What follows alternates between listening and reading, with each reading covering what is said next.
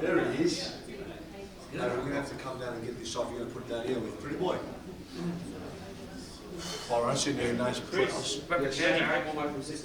commentating. Is that what you're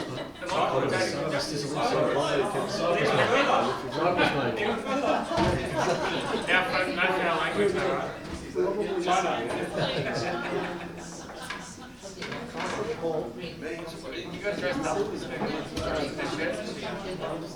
Really? Want to go up and down?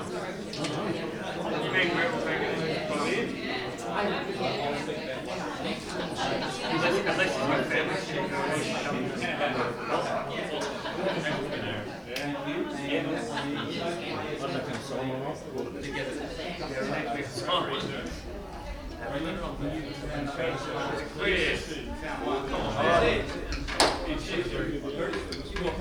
Barry. Barry. So I'm going to go outside to commentate anyway. I'll take that down outside. You can stay We're sitting on your lap. Yeah, we're on the other. You've done both. You'll be right. You've done worse than coming on. It's debatable. To take or you? You've got Barry's like a rock. Why Barry? Why is Barry? He's a good lad. He's a well-reciprocated of the sit on the one. Barry's all over me. Can you all move it, please? Sure can. He wants to take a shot that way. Okay, all right.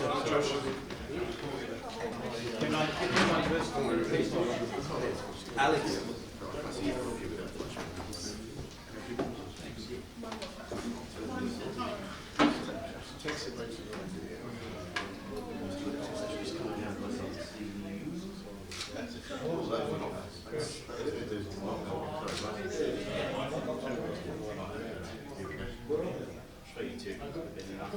They both look like winners. For the moment, look at George.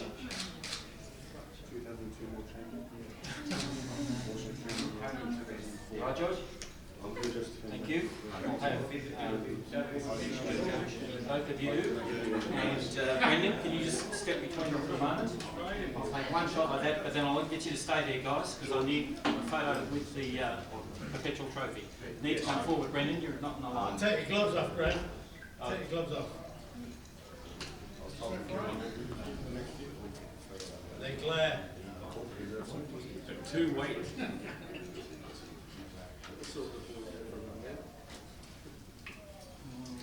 Yeah, come further forward, please, Brendan. Beautiful. That's a big call. Okay, now stay there, please. You want the trophy? Yes, please. In the middle? In the middle, please. Stay there, Kurt. Be very careful because I don't want to lift off this thing, yeah? It's very heavy.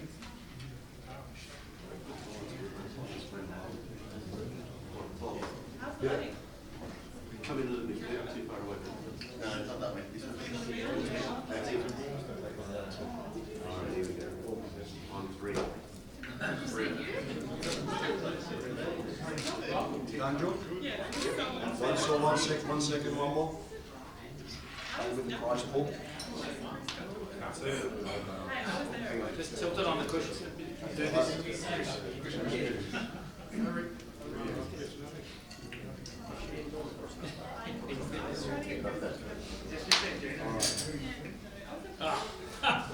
They're drag mess. Okay, just look this way for one, guys. Thank you.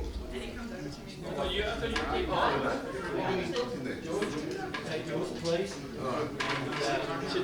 When can I get Brendan down for you in there? Next shot.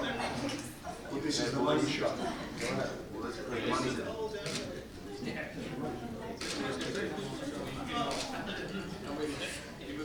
Thank you. No, stay there, guys. I'm just going to get Chris to get his photo taken with you and the money because of George. George? Yes, it does, Georgie. Please. Thank you. Tilt your head up. Come in a little bit if you can. That's good. Here we go. All right. That's it, man. Show us those buildings. When we get the ball. When we get the ball. What, because a lot of the trophies not enough? That's exactly right. There's no one up ball. Come on. Fourth,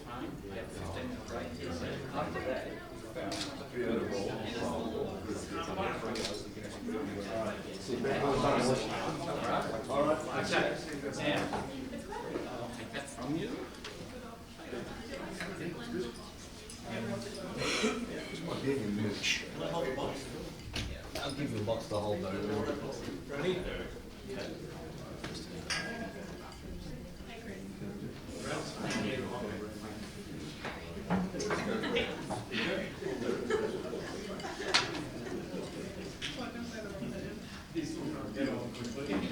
What is it?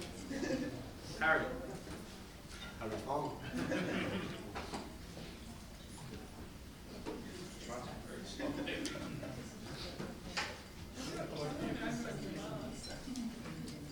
Okay, just before I do the other official announcements, I'd like to congratulate the two juniors that played in their exhibition match down here.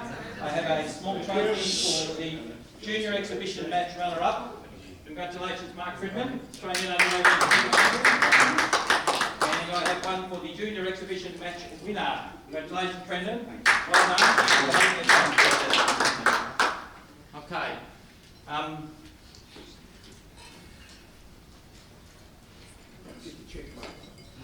The Australian Billiards and Snooker Council and the Victorian Billiards and Snooker Association are quite thrilled, both with the tournament that we've had going on this weekend in terms of the Reventon Masters.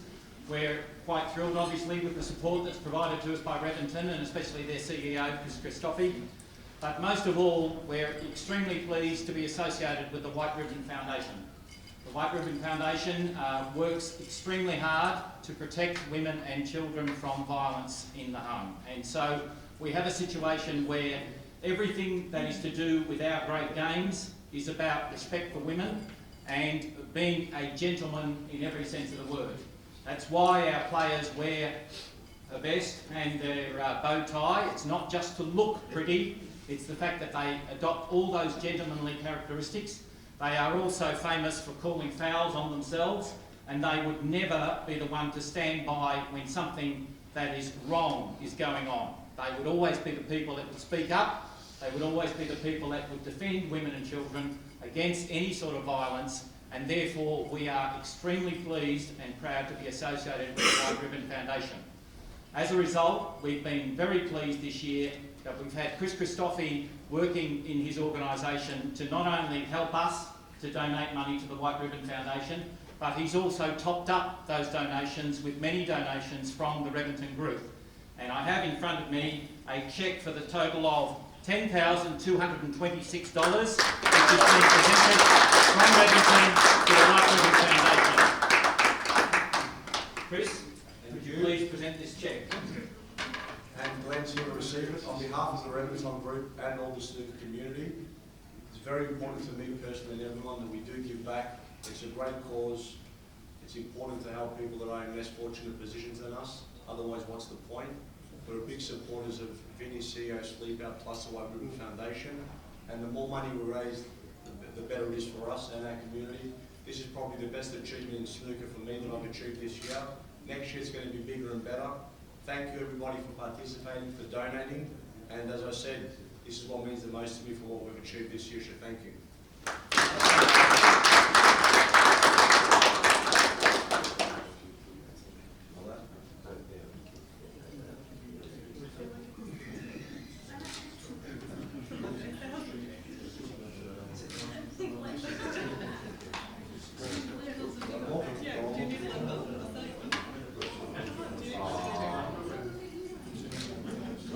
Ladies and gentlemen, Glenn Gill and May, a representative from the White Ribbon Foundation. Quiet, please. Quiet, please.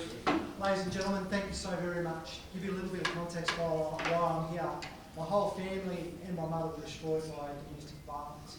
So I've decided to actually be one of the guys that stands up and speaks out, and to be a voice for voiceless, especially my mum, whose voice was silenced by this insidious phenomenon. I just want to say how awesome it is that we have men and women in the community willing to actually put their money behind their values and to help White Ribbon actually put a dent in this insidious phenomenon. And ladies and gentlemen, it's the support of people like you that actually enable that. So it's one thing for Chris to come here and throw his values behind this organisation and to show in a very real way his support for White Ribbon as we get on the front lines of this issue. But it's another thing for people to get behind Chris and to actually provide the money to give to White Ribbon. That money will go into programs, it's going to awareness programs, it's going into schools, It's going at educating kids, boys and girls, what's called primary prevention. We don't do frontline work. Other agencies do that. But if we're successful, frontline services won't need the money that they need now to do their work, because we aim to cut this phenomena off at its knees. We aim to change male culture. We aim to change the attitudes towards women. And we do that through primary prevention and awareness of this particular issue. I want to say thank you so much to everybody, obviously to Chris, obviously to Billiards and Snooker. Thank you very much, Paul, for the wonderful kind words, and to you. And to the players, good luck. This is an absolutely fantastic competition.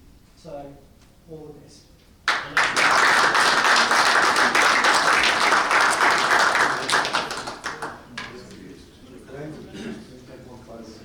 Good luck, Steve. Good luck, Kurt. It's going to be a great final.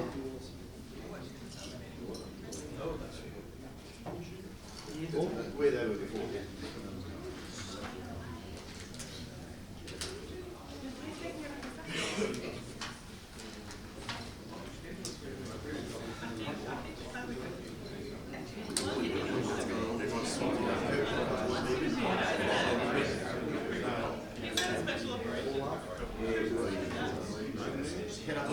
That's it. So Shirley, you're going to have to be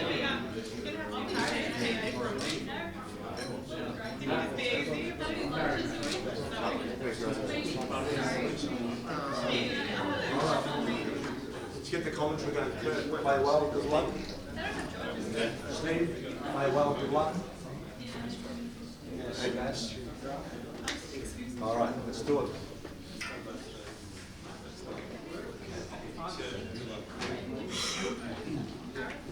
Thank you, ladies and gentlemen. Welcome to the final of the Reventon Masters for 2018. Players are playing for a prize pool of $15,000, and they're also playing to be the owner in the perpetual trophy of the Neil Robertson Trophy, which is for the winner of the Reventon Masters. This final will be best of 11 frames. The players will take a 15-minute break after the first 4 frames. Can I introduce to you firstly the referee who will be in charge of proceedings, Mr. Brendan Lang.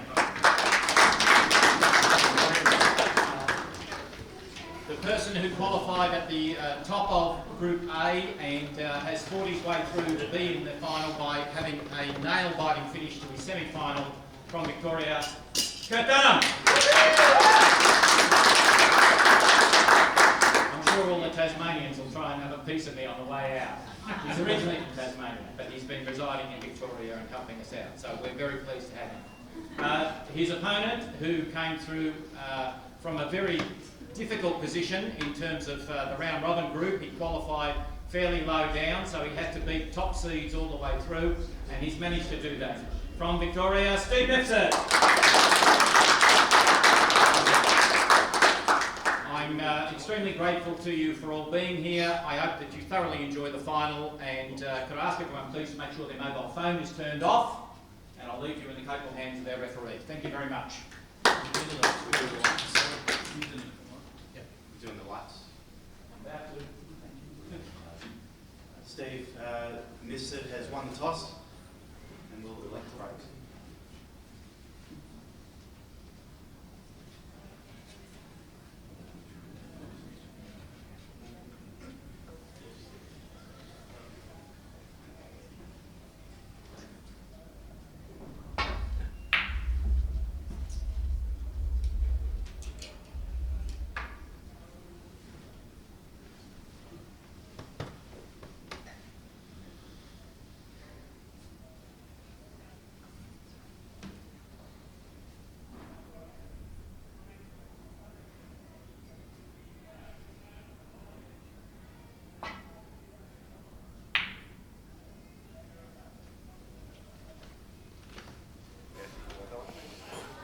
Hello, and welcome to the Masters 2018 final.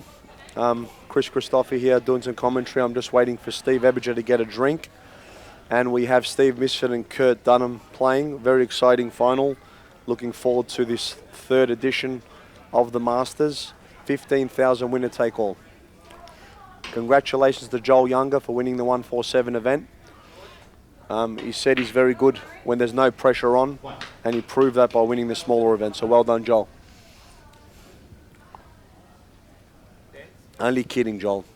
One of the best players in our country, good friend, and a prolific winner. So well done on winning that event.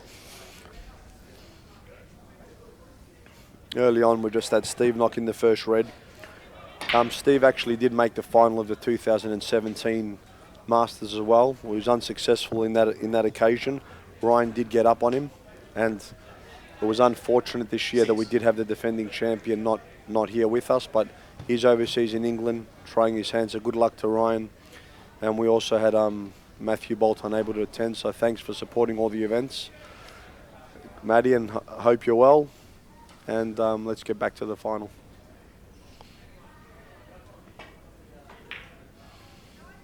Steve's in a good position here to get knock in a few points. He's currently on 7. It's about 4 or 5 reds. Joining me now, former coach, former comedian Carl Barron, and Snooker extraordinaire, Steve Eberger.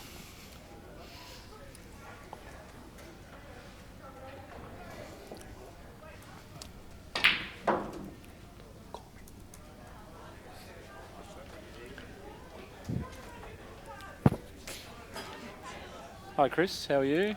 Very good, my friend. Thanks good for to have you inviting back me. in the commentary box. Thanks for attending. You're welcome. Thanks for the invitation. You know this is non-paid, yes? Oh, now you tell me. Yep. I probably wouldn't have come. No. No, thanks for inviting me. It's always a pleasure to catch up with you. And Oh, he was very fortunate to have the plant on. As I said, he's going to make a few here. good opportunity. A couple of loose threads, three odd loose threads, maybe 4. Always good to get off to a good start. I was going to say in a final, but I've never made one, so Steve. I made one state final. I got hammered 6-0, so I'm not sure about the good start. A semi-final maybe? No, Quarters? The semi-finals I know a lot about. Always good to get to a good start on any match. And thanks for the reminder. that's what we're for, my friend. And it's good to these two of our best players, and it's good to see Kurt in the final. He did recently also make the Australian Open final last week, so he's definitely an informed player. Steve won the National this year. He's 8th, which equalled Max Williams. So it's two of our most informed players in the final. He's overhit that a little bit. The table looks pretty good. 17. Yeah, I've had a bit of a mixed review with the tables. A few of the players are saying they're a little bit on the slow side, so it's something we're going to review for our next year's event. But nevertheless, it's been a great event and they've been happy to be here, but always looking for feedback from players, officials and everybody involved, because we want the events to get bigger and better every single year. Yeah, and snooker players are pretty fussy, so. But as a snooker player myself, I think if they're on the quicker side of things, they're probably a lot more enjoyable to play on.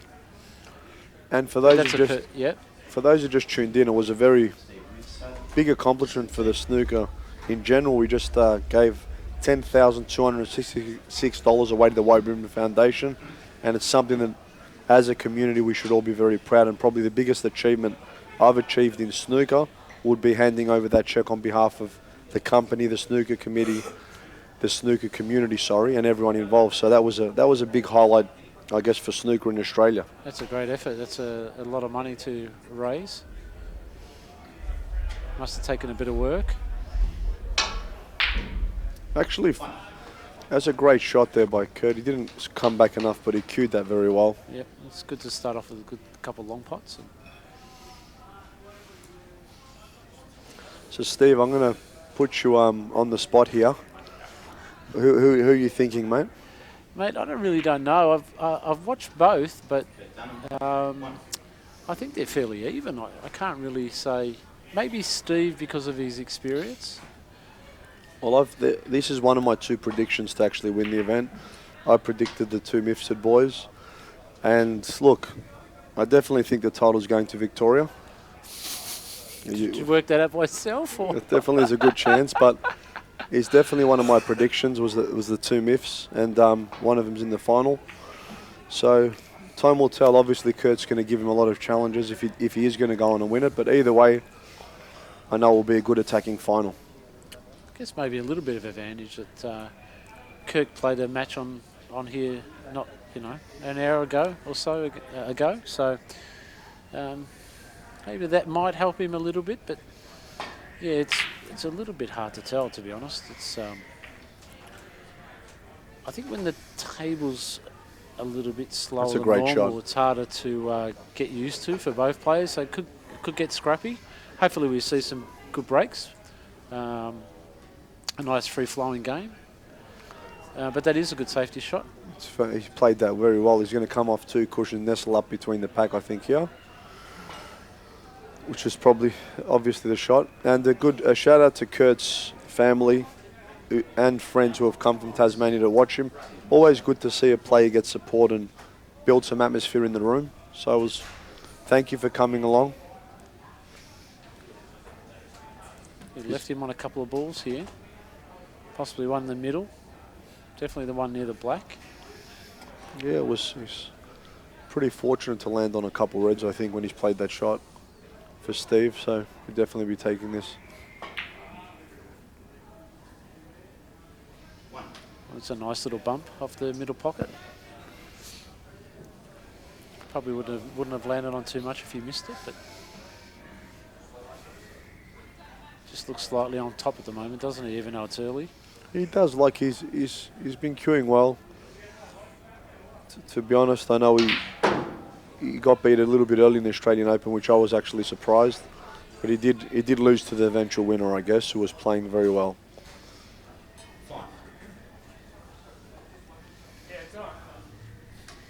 So I think either way, it's going to be a long night, being a best of 11. But I think it's going to be a 6-3, 6-4 scoreline. Could go either way, but as I said, if I had to bet, as I said at the start, I bet the 2 Mifs boys. So, yeah. But nothing against Kurt. Actually, it's a great alternative, and good luck to both. Whoever wins, I think it's good outcome for snooker and for me personally, because I like both these gentlemen.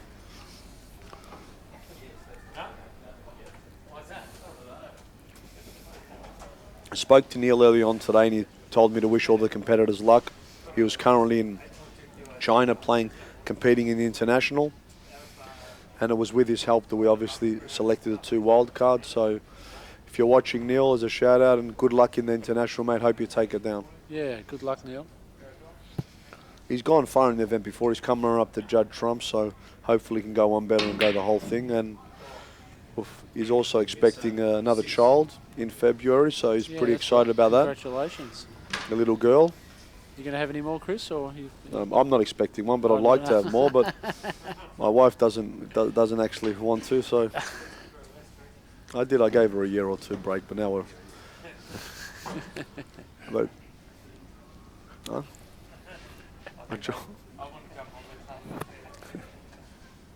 it easy.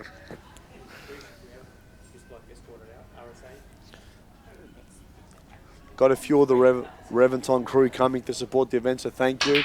Hopefully Tony doesn't get up to any mischief this event, or he doesn't lose his keys or get his car stolen again.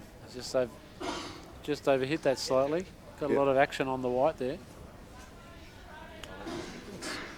Pretty boy Tony.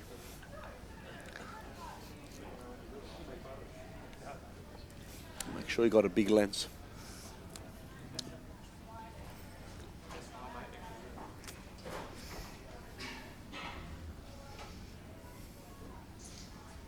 It is a great atmosphere out here. We've got a few of the players, a few of the spectators out here.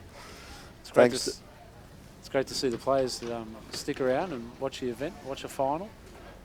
100%, and I think they all should always. Atmosphere is important, supporting your fellow players. Thank you again to Dan for always covering all the events, both in pool and snooker, so we appreciate it. Fantastic. Clear as a bell. That's looking, yep. Tony approves of the shot. It's good, Tony. Very good. Shot to nothing. It was on 6.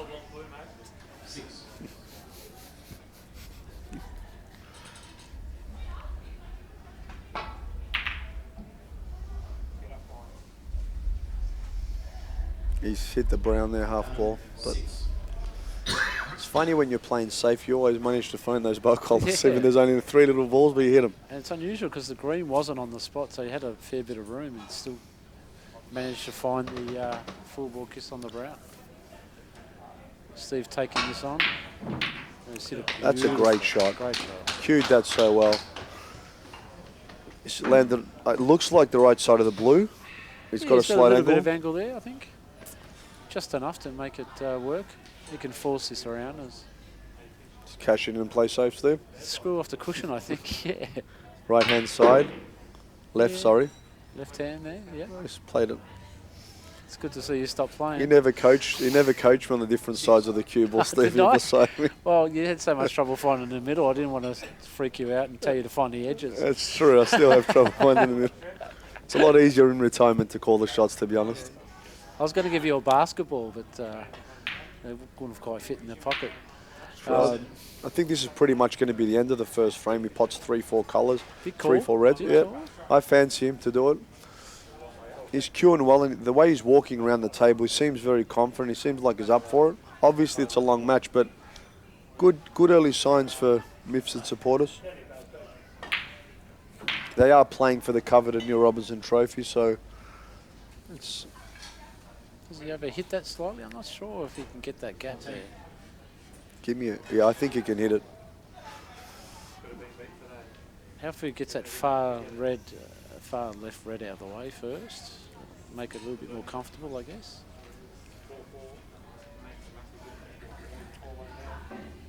If he has to play the one in the middle or the last one. I think he's playing the middle one. No, the edge Last one? The last one. You're right, I stand corrected. Yes.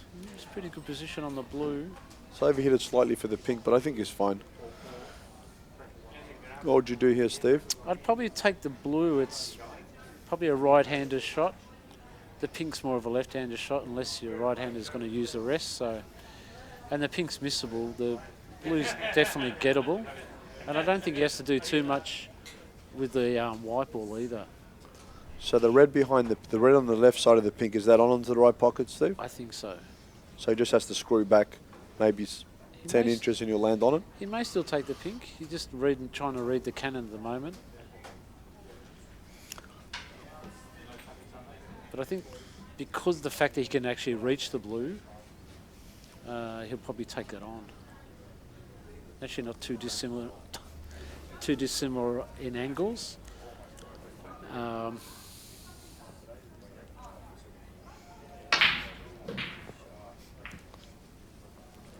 That's pretty good. I think he's... That's pretty good. That's for all your Curb Your Enthusiasm fans out there, that's a quote from Larry David.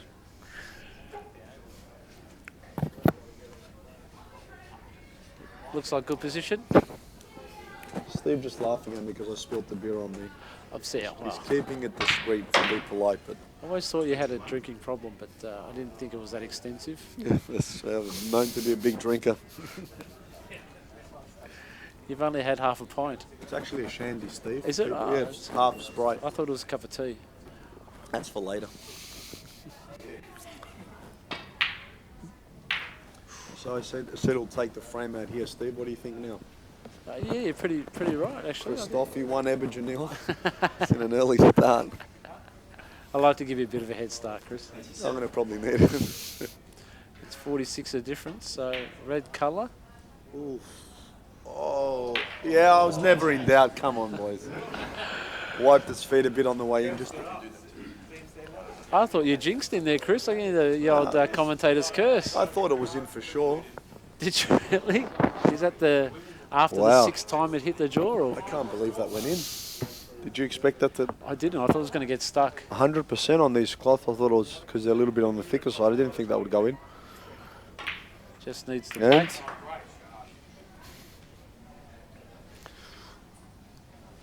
it's 54 in front with 51 on, so he needs snookers now. So one more red to pretty much seal the deal and open his account and get the first frame. And I'm just getting word at the back. Anya won the Australian. What was the score? 4-2, and she made a 139 today. So there was, I think there was 6 entries, a bunch of 90s. So great effort, and I will be looking at inviting them to our future Reventon events. And it will be good to see the girls mix it up and see how far they can go against the guys. There's some very talented players. I've seen Anya live a couple of times, and yeah, she's very good break builder, good safety player. Seen Rianne Evans back in 2004 in Holland, and Rianne Evans is English, isn't she, Steve? yes, and she can compete with the guys for sure if she came here. She just lost to Ken Doherty in the best of 19, I believe, didn't she? 10-9 or something. Awesome break builder, great cueists. Yeah, she can play for sure. It'd be nice if she was out here. The same as Anya. And I'll be doing my best to have them over here because it's only a win for the sport to have these players here. Yep. The gentleman that just won the Mohin Kao, I think his name is, who won the Australian Open for Malaysia. I have reached out for him. He couldn't stay for this event. But these are the players that I will be looking like trying to get into the event for us, because it's what a big plus for Australian snooker. yep. Yeah, they're a credit to the game. They play the game well. They're respectful. Are they fast players, Steve? Because I've never Yeah, seen them. No, they're pretty good. Rianne's very quick. She can play left-handed, right-handed as well. She's awesome to watch. I like watching her play. Anya's very good, very capable. She's from Thailand, correct? Anya's from Hong Kong. Oh, I thought she was Thailand. Sorry, Nutrat, who made a century today, I think it was as She well. made 115, yeah. Yeah, she's from Thailand. She's really good cure. She's learning all the time. She's quite young, still in her teens. Oh, wow. So yeah, she's really good. There's a couple of good Thai players. There's another one, I've forgotten the name, but I've seen her a couple of years ago at the World Titles make a 132, missed the pink for back-to-back 130s. So Wow. yeah, I think she was on the pink to get on the last red. So yeah, she's really capable. Fantastic cueist. So, have you actually competed ever in Thailand, Steve? In any Not in events? Thailand. No. I've visited many a times, but I haven't competed. I did see Neil play the 6 Reds over there. I had to leave, unfortunately, back in 2012. But I'm actually going there next year. That's for a great bit of shot, by the holiday, way. so Sorry to interrupt. Cued That's that okay. beautifully. Look at that shot. He's getting through the ball a lot better. Definitely fancies it by the look of him, doesn't he? Yeah, absolutely. And a shout out to our good friend Mark Bullen, who's usually at all events. He's just had a few personal things he's dealing with. I hope it all goes well. Our thoughts and prayers with you and your family, mate. And yeah, he's a big supporter of our game. So a shout out to him, good old Mark Bullen. Yeah. I want to reiterate that, Mark. I hope all is well. Lots of love from the snooker community. I'm sure everybody feels the same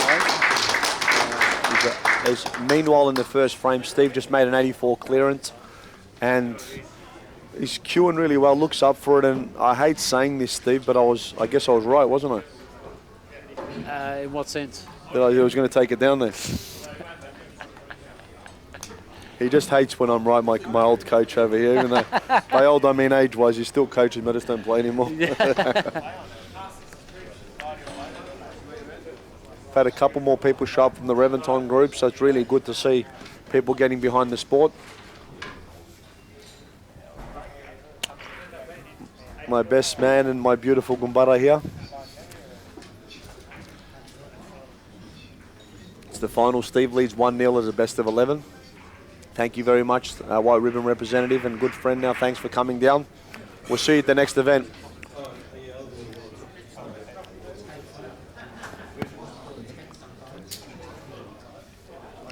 And the current 147 champion just walked out. Joel Younger is very excited. Played like a man possessed today. 1,000 drachmas. Joel, well done, mate.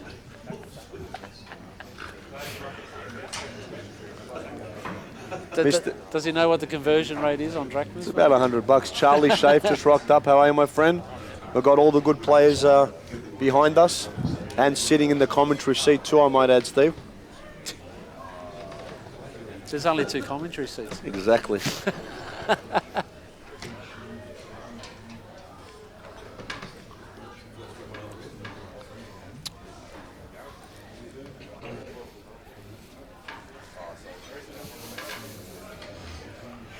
There's a couple new exciting prospects we have for the next Reventon events for next year.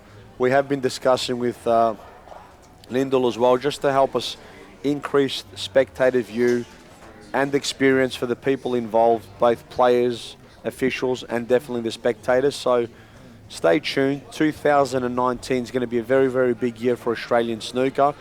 And one promise that Reventon does has, it will get bigger and better every single year. So there's a lot of exciting things we've already planned for next year, so stay tuned. ReventonSnooker.com.au is about to be launched in the next 6 to 8 weeks. We'll have all the recent updates along with all the associated websites. That's great, Chris. Great news. It's a great thing you're doing, trying to get this game up and going again the way it should be.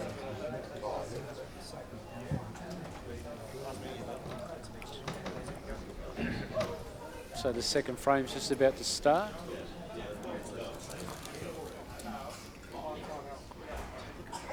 Yeah, you can.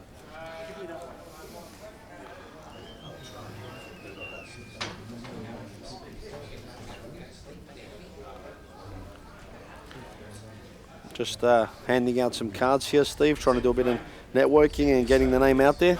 This is true. So Kurt just about to break off in the second frame. Yes.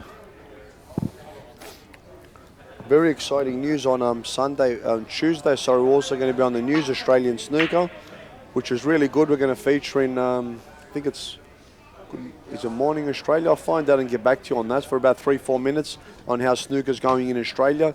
The winner of this event will also be flown up, put up for a day in Sydney just to speak a bit about snooker. Excellent. I wish I had that opportunity, but I'll be in Mexico for 2 weeks. So I'm doing a work thing in America, but what a great thing for us to get on TV. Thank you for everybody involved who were responsible in that. Jeff Farage, I know you had a part of that, so thank you very much. And it's good to see us on TV where we belong, in my opinion. Yeah, absolutely. That's great news. Great news for the winner as well. Yeah, it's always good to have a little day trip up and Yeah, a bit of promote our sport. Bit of more recognition anyway. I mean, I'm very excited for the potential winner to be able to win $15,000. There's another thing, an incentive. They also get a $10,000 cash rebate off a property purchase from the Reventon Group, which my overall vision there was in a few years when the winner gets $20,000 to $30,000 plus a $10,000 voucher, they can potentially buy an investment property. So imagine winning a snooker event and buying an investment property with your winnings. Absolutely. It can only be a good thing. Yeah. Steve will try to cut this into the corner. I was going to say, careful doesn't over-nick it. Steve actually is the best nicker I've ever seen.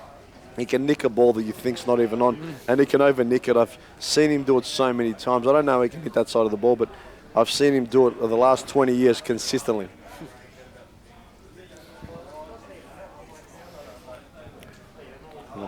It's not that great of a chance at the moment. This will take a good queuing shot, this one, to knock this in off 2 cushions, possibly, maybe 1. I don't think Kurt's settled down as yet, but he does have quite a few frames. He's been I think that's obviously on. He's been a bit unfortunate to push that red over the middle pocket.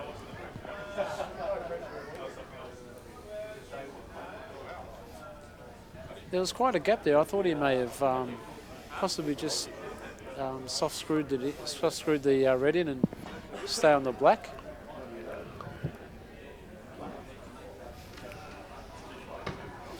He's underhit that a little bit. But it's okay. The green's off the spot, so there's quite a bit of room there to get back in and out of ball. So.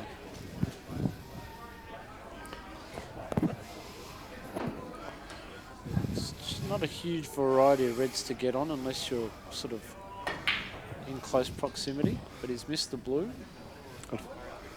I was saying it's for someone of Steve's calibre who's won the world title in 2002, runner-up in 2004, won 8 nationals, 6 opens and plethora of other events. I wonder where winning the Reventon Mifsud will rank in his order of achievements, because he's done pretty much everything. So I wonder what he would say to that question. Something I'll be asking. Well, he's actually said he was pretty nervous at lunchtime. He said never played for that amount of money, and it is a big thing, I'd imagine. So the nerves are going to be there.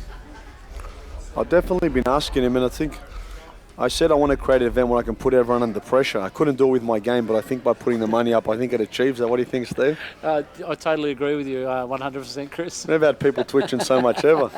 So it's definitely a way to do it. It's not my number one choice, but my alternative nevertheless. It's tough snooker, and it should be like that for the amount of money you're putting up. I love seeing the boys compete hard, and makes me proud seeing them do well.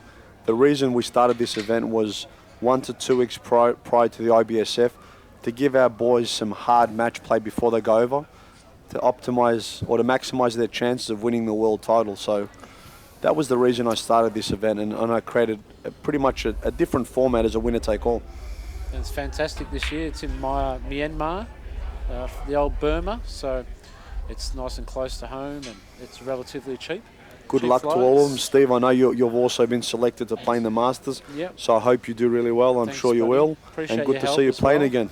Thanks for your shirts and your sponsorship this year. It's been fantastic. Every little bit helps, and those shirts are beautiful to play snooker. You're Chris, welcome, so mate, and I think they're fantastic. everyone says thank you to make sure you've got your shirt on, Steve, so that's probably... I'm really, on a serious note, I'm glad to be supporting you players, and you've helped me for many, many years. It's So going to be a thank great you. event. So the players we met last year in Qatar from Myanmar, they're really nice guys. And I'm pretty sure the whole country is pretty much like that. So they treat foreigners pretty well. I know there's been a lot of civil unrest in years past, but thankfully it's all settled down now. So it's in a beautiful hotel in the city of Yangon. So yeah, we're really looking forward to it. Been practicing every day, putting the hours in. So hopefully we all can hit some good form before we leave and turn it on when we get there. Well, there's 87 people watching currently, so thank you for everyone who's watching. Please share the link. Stay tuned. And to Steve's last point, we have KM Australia, I'm referring to, has come runner-up in the Masters. We haven't won it yet, but I'm sure our win's not too far away. So good luck to Steve. And who else is competing in that event, Steve, do you know? So we've got Paul Thomason and Brendan Taylor, Rod Elsley from Sydney in the Masters. Our men's team is Adrian Ridley, Steve Mifsud and Ben Foster. And sorry about the girls, I haven't got the list for the girls at the moment. So I think Judy Dangerfield's coming again, so that's great to see her. We have some referees going over as well. So it's going to be a good team, which it normally is, and a good place to go. So good luck to all you Australians, all our fellow players playing. Hope you all go well, play well, and do us proud as you always do. Cheers, we'll do our best, mate, and thanks for that. Some great photos coming out as well from George. Thanks for the photos. Ooh, that was There's a bit of a Russ Q action there, a bit of movement. yeah, I didn't expect obviously Kurt to miss that.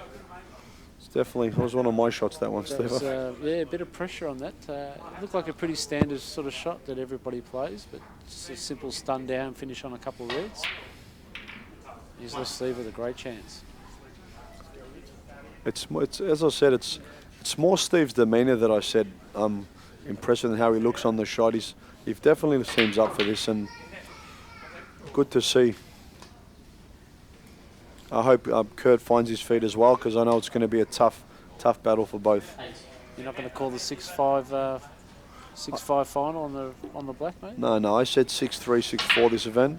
I got you at the Australian Championship. I thought I called that right. Didn't I? No, you didn't. No. I think you said 6-3. I'm not going to go back to the tapes, but all right. I might be making that up. I don't know. I'm actually pretty sure I did get him just quietly, but anyway. We can judge us on our current results, which I'm sure I definitely will get him today. If not.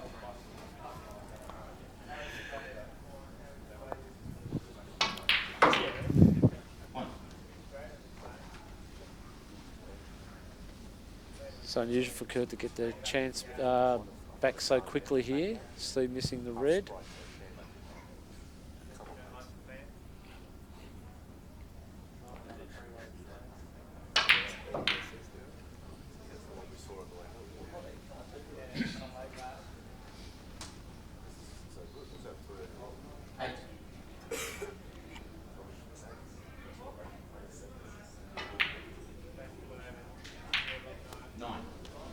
There's slightly heavy contact on that with the run through. Might have to change his plans a little bit here.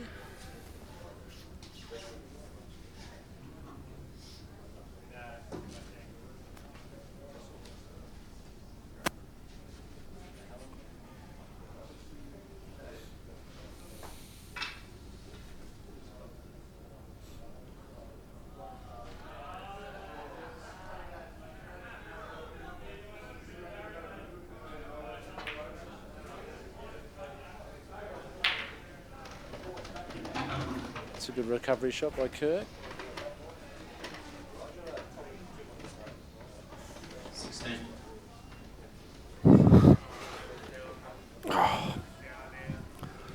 All right. I think I'm back on. Kurt's on 16. I am. Good chance here with the balls in a great position. May have to go play off one of the ball colours, possibly the pink. Doesn't look like the pink something, obviously it is, yeah? I'd say so, yeah. 17. Sometimes it's very tricky to be able to is, pick where they are. For some people, yeah. It's very Thank tricky. you. Fresh shandy. Thank you, sir. I think that I care that I order it, but I really don't, so Actually, I'm never happy seen to you drink advertise beer, it. Chris. It's a new thing, Steve. I started drinking ever since I got married, to be honest. Is that? I heard that it happens to you. Yeah. Yeah, it has, and I can't stand beer, but here you go. Drinking shandies. No one will order shandy for me because I'm not going to say what they think about it, but I don't really care. I order them, and I'm happy to say that's what I'm currently drinking. So I just drank one. What is a shandy? Is it beer with lemonade or something? It sure is, mate. Half beer, half lemonade, and yeah. Don't like full strength beer, Chris? Or Look, I'm not at that level yet, but maybe in 6 to 12 months we might be promoted to that. We'll see. you need another kid, maybe? Well, look, I'd like to have another kid. I've got 4 currently that I know of, and we'll see. Have We'll to have see. a word to Billy. Oh, well, I know I've told her. She knows. She, Got another commentary thing going on at the back here. You can see Yeah. Pretty Boy's pretty vocal at the back.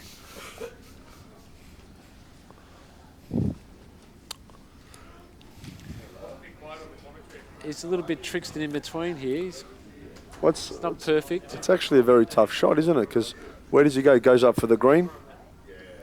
Yeah. Off I'm not 2 quite cushions. Sure. I'm not sure if he's going to hit the canny red. No, I didn't think he would, but Bit of watching off. that's It looked. Unfortunately, the pink's not on for him. But big shot on the green to take on here. Should take it on. Think he'll go for the pot? Absolutely.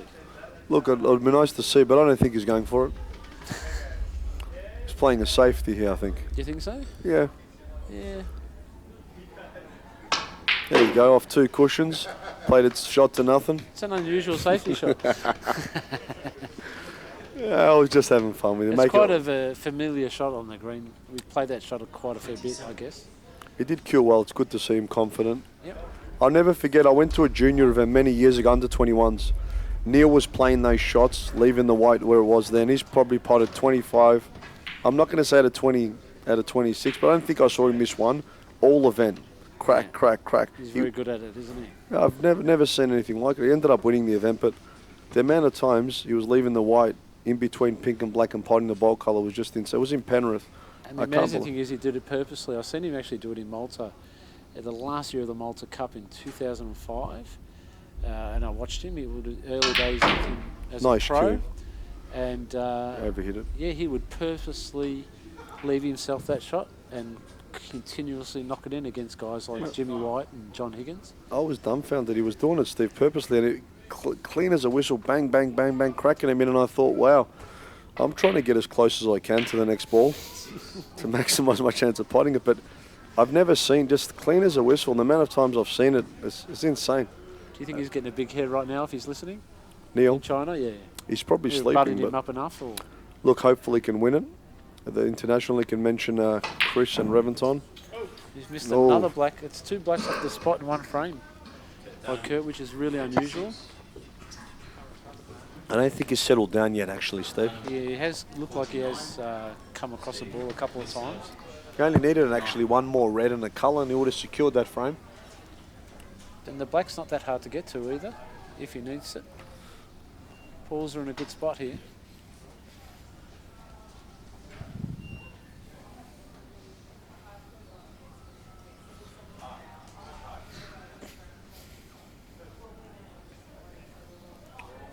All important first shot. No wonder Steve's taking a little bit extra time. I guess that shows his experience, doesn't it? Absolutely. Most inexperienced players will probably just get down and hit that pretty quickly. There's a couple of choices here. You can pot this and pot the red near the pink and stay on the pink, possibly. Or you can pop the red on the outside, the right-hand side, and maybe get the black back on the spot. What would you do here, Steve? Yeah, I like the one on the outside. It suits my eye better for some reason. Not quite sure why, but yeah, it's just a feeling, I guess. The one on there. Funny enough, I'd actually play the shot Steve did because it fits my eye better. I thought that would be an easier shot for me. He's landed pretty good on the pink. I'm not sure if he's got any angle there to play a little cannon on the 2 reds. It looks fairly straight. It's funny because that shot's 50-50, and I guess it's personal preference, isn't it? That's right, yeah. Yeah, the cannon Oh, was he's on. played that so well. There you go. What a great shot. I couldn't quite tell if he had the angle there, but he played the forcing shot, so that's confidence. It's great cueing as well. He hit that so well, centre of the pocket, perfect nudge. And he's also got the other red as well if he overhits it, so played it well. But 33 down, he's got a lot of work to do here. But the balls are there. I think the blues is going to be the harder shot. I don't see any other trouble. He'd need to get rid of the black to possibly let the green go past. Oh, it's definitely not on it from where we're looking. I But don't think it's on in the yellow pocket either. So he's still in a great position, in command, and 14.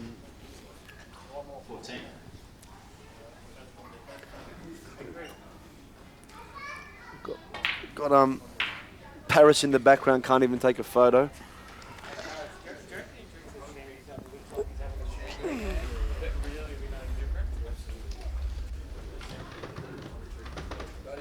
All right.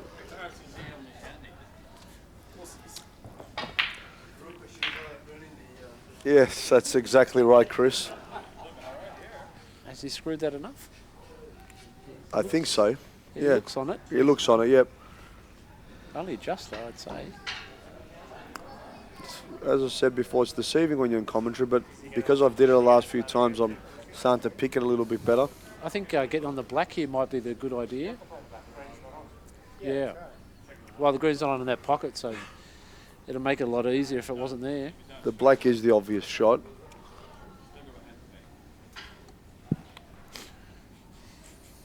Somebody said Snooker behind the pink, but I think he's Irish, so yeah, he'd probably go for the pot. Yeah, He's not putting. That's a great call there by Georgie, help back if to it back. stops a little. He's played the safety. Come on, George. He's plumb on it. Opportunity to clear up. George is snookering behind the pink in that shot there. Now, Yeah, George screw is- back, left-hand side off 2 to land. Don't- Exactly, there he goes, perfect. Got called. No, it's still okay. Just off the bottom cushion. It's very hard to think with everybody whispering in our ears, but we're doing pretty well here, Yeah. Steve. What do you reckon? No, they made a couple of good suggestions, the boys. I think the best one was George there with the safety, plumb The on the safety, yeah. plumb on the clearance. Huss made a good call. Leave the black to the last red, which was a good idea. It is. Oh, that's a bit short. Oh, is he? I don't think his.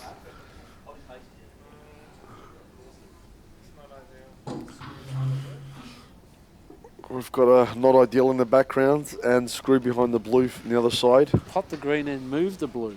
There's another one. Pot the, yep, that's Bit right. risky. Bit risky. You know, you can also do, you can play the green behind the pink and black and bring the white behind the brown.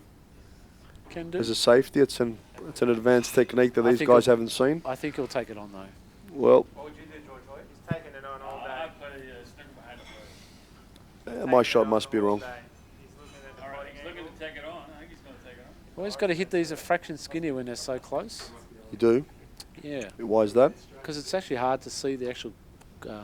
Well, the white's covering your point of contact on the object ball. So So you got to accommodate by kind of skinny. yeah, All these, absolutely. what an amazing shot. I've got one question, Steve. All the years coaching me, you never told me that before. Why is that? we didn't get that far apart. You quit on me too many times. I was still getting a pot on the blue in the middle. All these years. That's in the middle of the book, Chris. It's coming out. Yeah, I was in page Yeah. 1 still. But anyway. And, This is 2 cushions, possibly move the blue. oh, he's played it off a couple cushions there. So pretty good shot. Tell you what, this is a massive frame. I know it's only early on, but for the momentum of the match and how Steve's looking to go 2-0 or 1-0, I think will play a big factor in this match. And I think the damaging part is if Steve ends up winning it, especially in one visit. Kurt's missed 2 blacks off the spot, pretty regulation ones. So I think that kind of hurts a snooker player a bit more That is a great point. when somebody comes up and cleans up in one visit. You remember it a lot more, don't you? Yeah, Tell you, it's it can work both ways. It might spur him on not to do it again, but it can hurt you and break you a little bit. So most often has a negative effect, doesn't it? it normally has a bit of a negative effect, yeah. Wow. That's a tough shot, but I did expect him to get it. And Steve Mifsud, 38. Yeah. yes, look, they both need 2 balls here at this stage, but it was a tough shot, but I did expect him to get it into the blind pocket. I actually thought he might have moved the blue off that brown. Yeah. Why? You Because thought it that was was going that way, and the white you have to stun it a bit or screw it.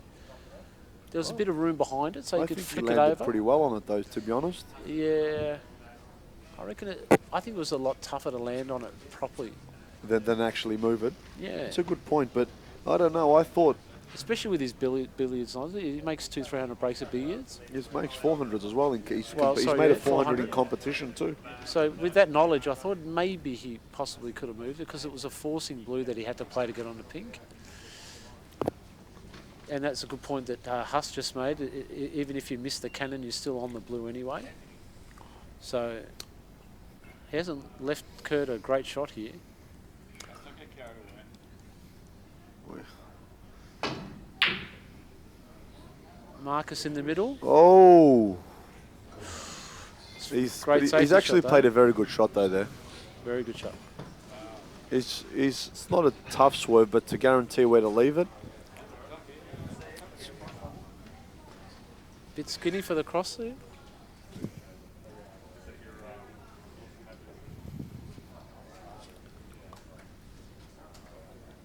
All 3 cushions, what do you reckon, Steve? No, it's just a swerve. It's just controlling the swerve. He's played that quite well. Yeah. Kurt might be tempted in taking this on. It's a good angle to get across for the pink. I actually wouldn't mind hitting this skinny, putting the blue on the rail, coming off 2 cushions behind the pink and black. It's a good safety shot, and there's no risk associated with it. I think he is going for it. Yeah, like, they see that. That's That's I a good think shot. like a pro. I just exactly what It's I a great called. shot, yeah. Well, it's a great shot. What do you think of the call, Steve? I can't see the white yet, so But I'm saying call in terms of shot. it's a good shot. Yeah, he had either one. He could, You're thinking, why don't I play like that? Yeah, but I can pick the shot every time. well, you know, some people are better coaches and thinkers, and Butch Harmon's a good example. Who? Butch Harmon that coached Tiger Woods. No you know idea. Tiger Woods. I've heard of him. Who is he? Yeah, he's a good golfer. 1,876 days it took him to win another tournament. And I do look into that because they said he was gone. Inspired by Federer. Ronnie said the same, that So yes, I do know who he He is. was way but too good to be gone, that guy. I was more impressed the fact it took him that long. Did you know how long it was, Steve? 1,876 days. I knew it was a few years, yeah. So over 5 years. So that's more impressive to me than his record. And I do look at comebacks and the fact that players like that, they're just obsessed with winning. It means the world to them. Federer, when he won his 19th Grand Slam, the Australian Open, was crying. It was emotional. He's won 22 now. So I do look at those things, yes. And I have heard of Tiger Woods. Yeah, it's awesome to see him back on the winner's circle. A lot of people like the underdog. I like people dominating in a lot of things because it just shows the commitment, how much it means to them. He'll be back, and he'll be back dominating. I'm pretty sure. I think that's great. And he's obviously a massive draw card to the sport. People come to see him. So what's this? He's got a. That's obviously a miss. It wasn't actually. The middle pocket's obviously causing him a little grief, but as I do expect Steve to hit this 8 or 9 out of 10. And a big shout out to pretty boy Tony over here. Keep your car keys, mate.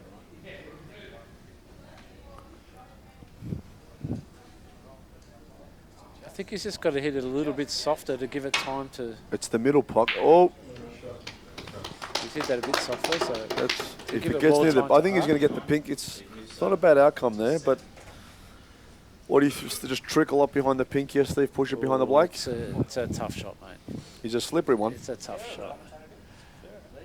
I think We've got a special guest appearance from Paris Snooker Ladies from Cyprus, who will be on the commentary box. Specialises in what sports, Paris? A bit of everything. He's a jack of all trades, master of none, Paris Snooker Ladies. You will hear him later.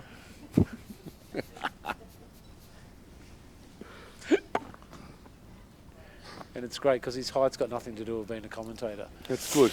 He's definitely got a face for radio too, Yes, this boy. absolutely.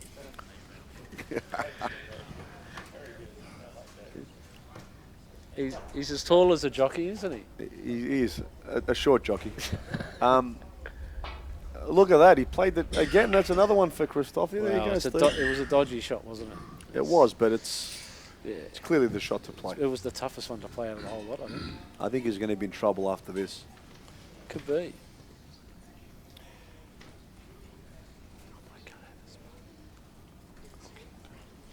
Yep.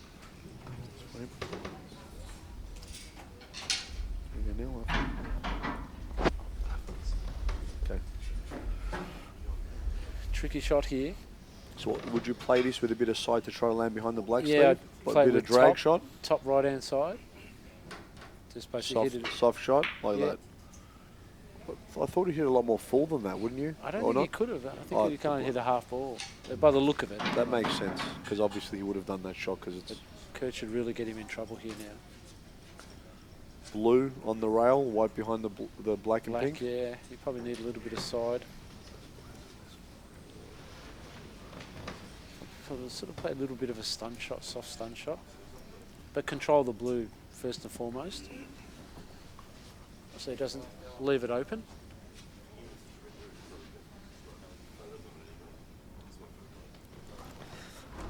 It's tough crowd.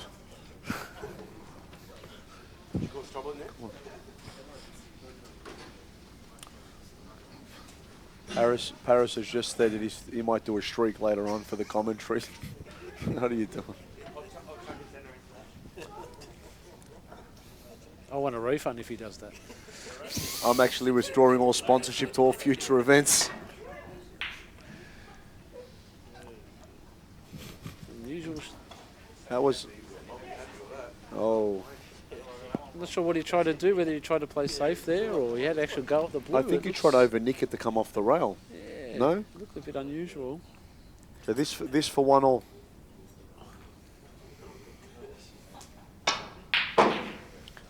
He's never in doubt, so it's looking like he's got the pink in the middle. It's looking like 1-all now, so game on, Steve.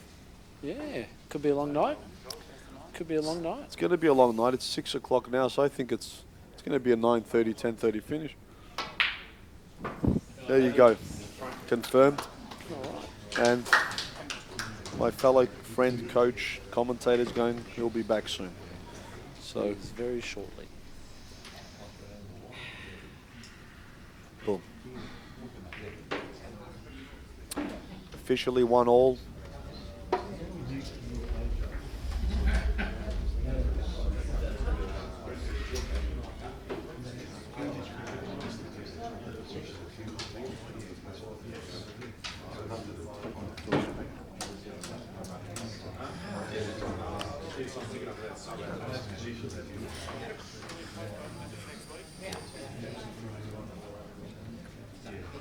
No, no, just.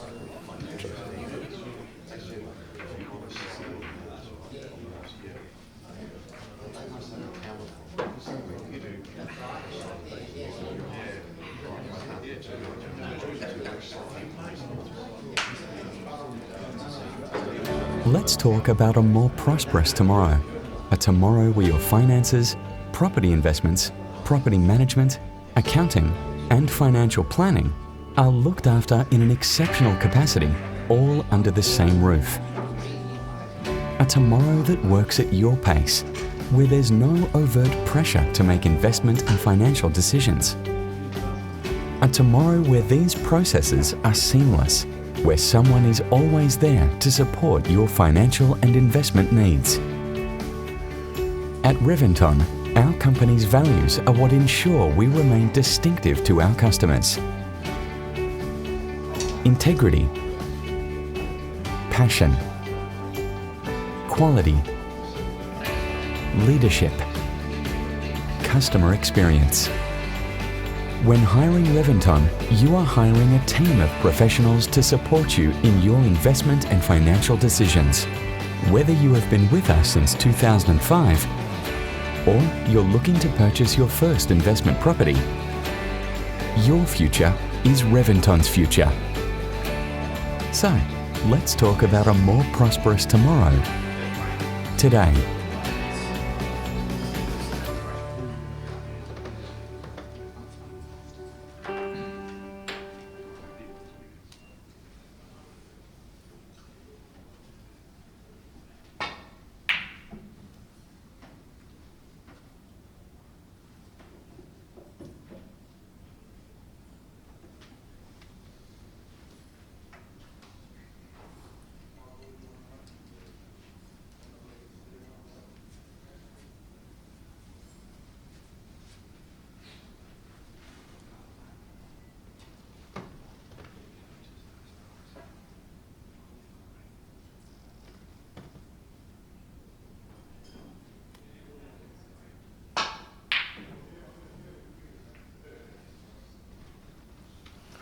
So I'm just joining you back in commentary. Got a fellow player and friend as well, Calvin Small, who's joining us. We are going to put a special guest appearance by Anthony Beltram. If none of you have heard of him, that's because he doesn't play or watch the game. But Tony, pretty boy, Beltrami, runs Reventon Finance, good broker. I apologise in advance for his commentary, but let's give it a go and see how we go. We're also going to get Rod jumping on. Obviously, we'll have a lot of insights on Kurt's training, trip in England and overseas. So.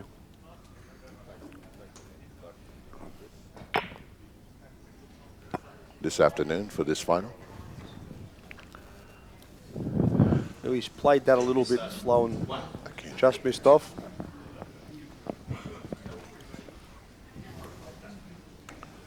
So we've got 1-1 in the championship at the moment. Is that correct? Yes. That's right. It's best of 11. They're playing for a massive first prize. It's the biggest in Australian history that I can recall, $15,000. So it's a big tournament. Quite a bit of prize money there. That's fantastic to see the prize money being so handsome this year. Thanks to you, of course, Chris. Anything that's got the Reventon name and brand, we want it to be exclusive, have a lot of prize money, and also going back to the players. And one thing we also managed to achieve, we increased the referees' money for each match, which I think is very long overdue. It's an extra $10 per match. It's only a little something, but I think it's important that the people that do all the work behind the scenes, like the tournament directors, the referees, Dan and all these people do start to get acknowledged a little bit more financially, and Reventon's been able to achieve that. Absolutely, that's fantastic to hear that the prize money and also the money that's increasing for all of the participants in our game. Beautiful shot there. Nice red in the corner. It is, yep.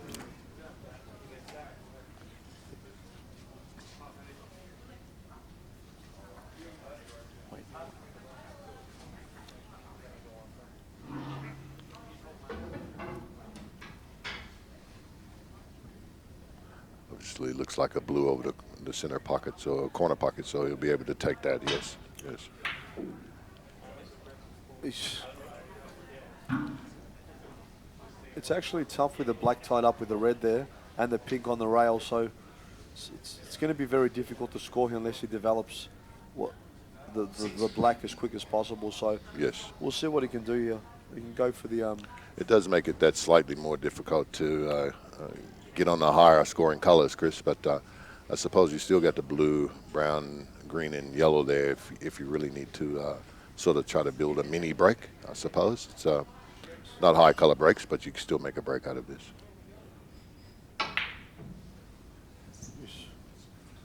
just played it more as a shot to nothing to get the weight up there. 'Cause Yes. it's obviously challenging. And Yes. Steve can play this as a shot to nothing behind the black and come up, and if he plays it a bit short, he can be on a ball collar as well. That's good.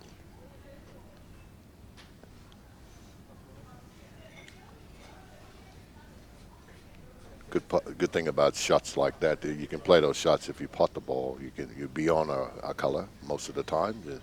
If you don't, you can leave it fairly safe. So.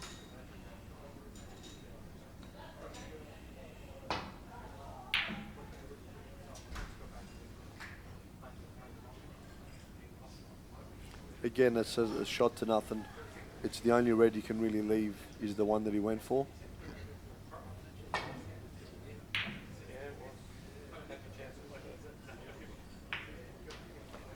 He's played that a little bit under hitter because obviously the main objective is to protect the object ball there, but which Steve does 95 times out of 100. And to leave the white on the ball cushion, yes, yes. And not on a dead straight red, which Kurt has here at the moment.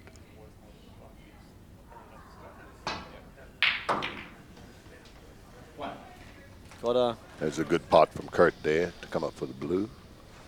Thank you for all the messages, RE commentary. Good friend and a great writer, Mr. Kennedy. Good to see you online, my man, and good to see you back.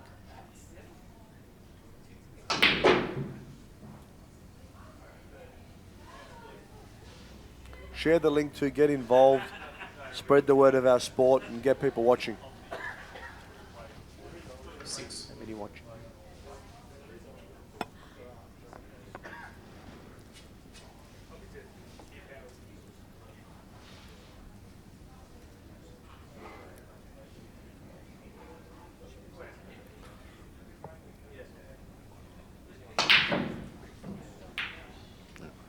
Bit of a forced red there. Had to play it a little bit hard to straighten it up, but obviously didn't have the right angle to pot the actual red in the corner pocket. But I think he's left Steve in here. He hasn't found his feet yet, Kurt, in this final, yes, but I I know agree. that it will come. I agree. He's Steve elected to go for the black there, but unfortunately ended behind the red. But he's still got the pink ball on the top rail, so he might be able to pot that.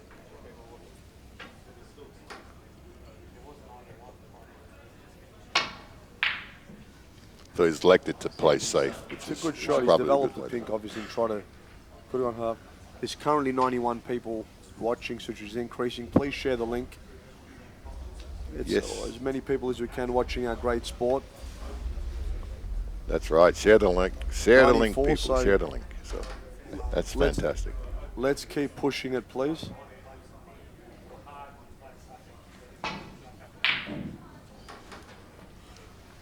It's a little bit tight at this point, but they will warm up and start scoring some big breaks. Obviously, the first frame there was a nice, I think 80 odd, which was good. Yeah, it was a nice little, almost a clear from Steve Mifsud in that frame, but managed to leave the last 3 colors for Kurt, and Kurt managed to secure that frame. So I'm always a little bit biased when one of the MIF boys are playing. I've grew up playing with them in their home and come from a great family of players and was in their team for many years. So always good to see a true gentleman of the sport, Steve. Absolutely. And a prolific winner. Absolutely. And both competitors have an experience overseas as well, so that's fantastic, Chris. That I believe Kurt recently and Steve many years ago went over to represent Australia in the big professional ranks. So it's good to see these guys back in Australia really having a good crack at it. And also Neil actually was very, spoke a lot about Kurt and his work ethic on the table and said that his results didn't reflect exactly how much he's improved. And it's always good to hear such comments from our best exponent of snooker that we've ever had. Yes. And yeah, so Kurt obviously did put a lot of hard work in, and it's great that you're at another final. Yes, for sure.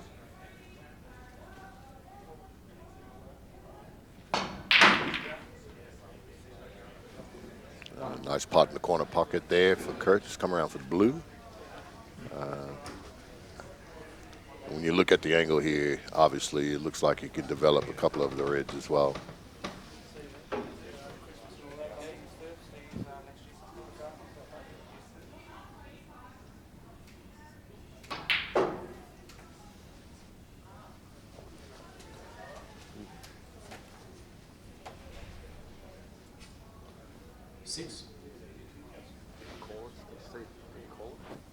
And just before, obviously, we were talking, Steve feathered the white and called it, which they say, obviously, it's a gentleman's sport and very sportsmanlike, which you'd expect nothing less from our top sports people. But to see it done time in, time out, is a true testament to the people that play this sport.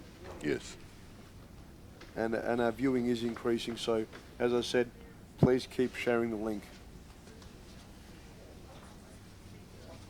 This is probably one of the biggest matches in terms of money in our sport that has been for many years. I don't recall the last $15,000 first prize since I've known for 22 years in an event here in Australia for non-professional. Yeah, no, it just didn't happen. Can anyone tell me if there's anything similar? But no. For 15 grand, for my recollection, this is the biggest match. Oh, absolutely, by far. With a runner-up, obviously, a winner-take-all. It is a massive frame. Massive.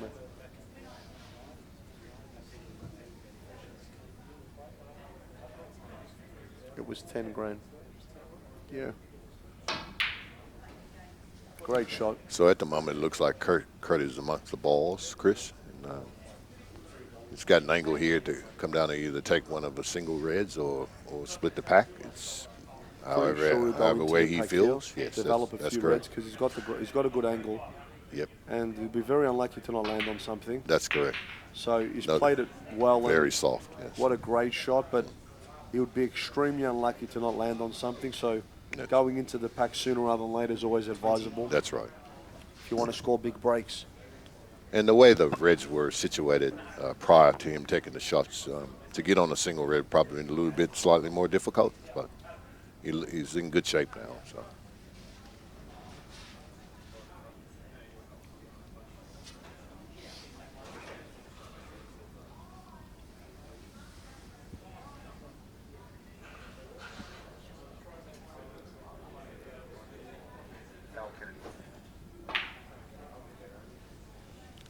Nice little touch shot to pot the red in the corner pocket and come screw back for the black to pot to the left-hand corner as opposed to following through to the right-hand corner.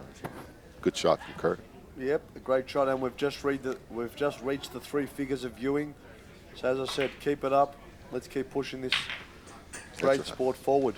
Looks like 102 looking at it from my recollection. 102 and counting. And counting. Yeah, that's really good, Chris. Which is good to see. 28. I don't know if it's as soon as Steve jumped off, we passed the 100 mark. So it might have been. He'll be back on soon, don't worry. We've had some requests to have Steve on a serious note to do the commentary because of his knowledge of the game, and he was nice enough to say yes straight away. So it's good to everyone helping helping us and helping our sport going in the right direction. That's right. Yeah. Thing about it with the fraternity, we all get behind each other. There's none of this animosity and people not caring about other people. We all love the game, and we all have a genuine concern about each individual in our sport. Like that's right, Calvin. I'm actually extremely excited to see where the sport's going to be in 2019, Yes. 2020 and beyond, because if we put all our collective strengths together we achieve more. I've Yes. said many occasions. That's right. On many of my speeches with all around the world, I say that because I think it's important. So together we'll achieve more and see this sport go to where it needs to. That's correct. I don't know if this is on or not here, Chris. It's hard to see at this angle. Yes, it is on. He's taking it and he's kissed the red off What a the great side shot. pocket. Fantastic shot. Well done, Kurt. This is definitely thinking ahead. Look, it's Kurt's on 37 here.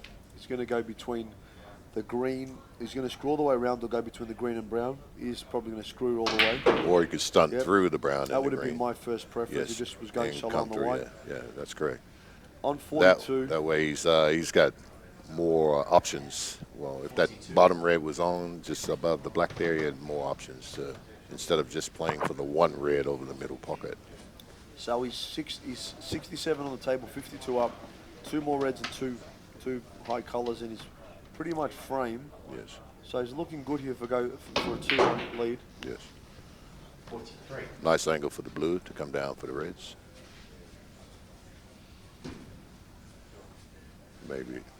Maybe a soft kiss on the top red here, just to open everything You up. might Chris. screw into off 2 cushions here, land on the bottom red. Because I think it's less risky because of. No? Yes, the soft screw. That's the one that I mentioned. I just think and that at a less element of risk, and you can develop the other 2 by potting the bottom red. Yes, that's correct. But it's a lot easier in commentary to pick shots. That's true. And he was a bit unlucky there, let's face it. Yeah, he was unlucky, but when you don't have to have any risk at all, it's obviously a lot easier. But that's right. Kurt knows what he's doing. Of course. Just was a bit unfortunate there, and he's played a very good shot there to come Very down the nice. green. Look, And yes. he put Steve in a lot of trouble. In a lot of pressure.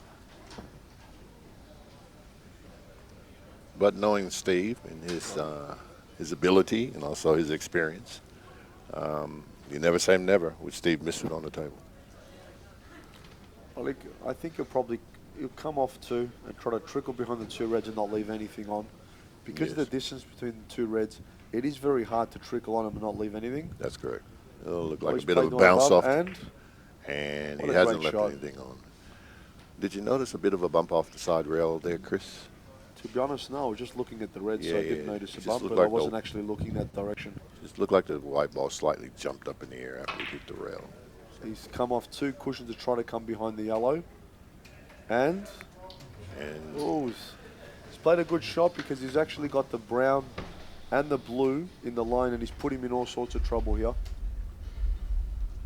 Yes, it's pretty. I think he may be able to see one ball on the outside with a kiss. Yes, I didn't think he would see that, to be honest. But yes, and he may have laid another snooker behind it. No, not quite. But there's only one red available for him to make contact with. The It's other actually 3 ways. it's a tough ask. 58 in front, 59 on the table. Yeah. You try to kill a red, a few colours here, because where possible, because he needs 4 reds, 4 blacks to win by 1. So yes, that's right. always advisable just to kill a few of the balls to increase, And that he can't clean in one visit. That's correct.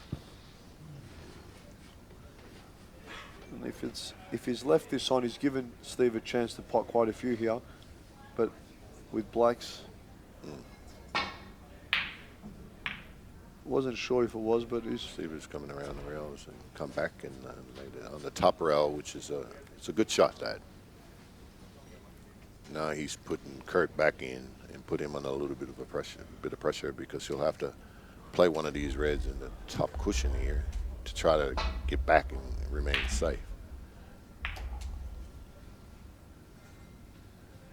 And as a result of that, he's left the red up over in the corner. So Good tactic from Steve. Good tactic from Steve is to leave that to play that shot and to leave that red out and cover that red on the right-hand side of the right of the pocket, forcing Kurt to play one of the bottom reds and play a snooker or safety, which he didn't do.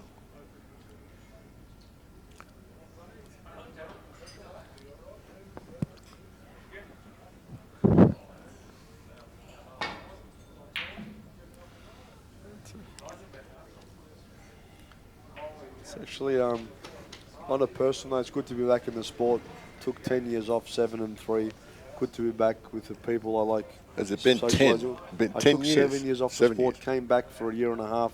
Fantastic. Got frustrated, left again for 3, frustrated again, so I'm on another hiatus, but it's good to be back in the sports, sponsoring it, and, you know, I love the community, I love the people in it, so it was 10 years I took off the game. I've never really played the same since, but still enjoy being involved in the sport. Well, we did miss you on the, in the competitive side and the playing aspect of it. We still knew that you were around running your business, which is fantastic. There is no competitive side anymore from where I'm concerned, but hopefully we'll be back one day. Well, that's good to hear. Well, you told us you were going to do it, and you did it. Yeah, I always follow up on what I say. I think if you say something, you should do it.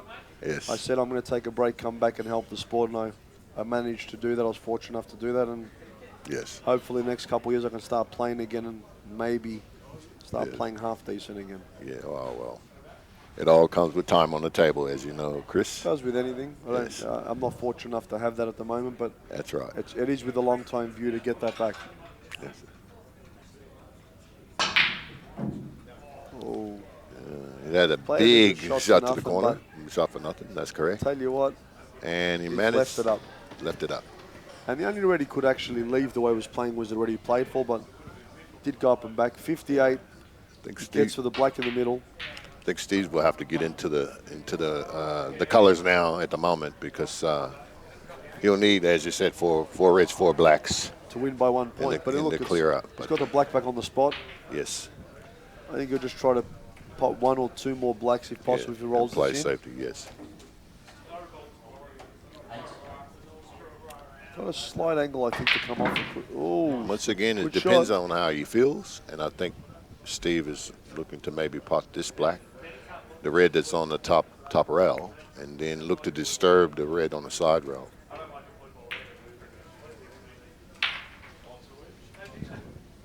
That was a good follow-through shot, so all he needs to do is just slightly run through here. End up leaving himself an angle for the black to disturb the red that's on the side rail. Oh, he's hit the rail a bit early. I don't know if that's dropped because his head's in the way. He's in the way. The left referee, he's left it hit up. the cushion a bit too early. Yes. And that's basically, that's the end now. It's going to be 2-1 to Kurt. 42 up. Pots this with a black. He's on 50 up. So yeah, it's pretty much the end of the frame with the way I see it. Yes. But you never know. You can continue, obviously, to try to get snookers, but we'll see.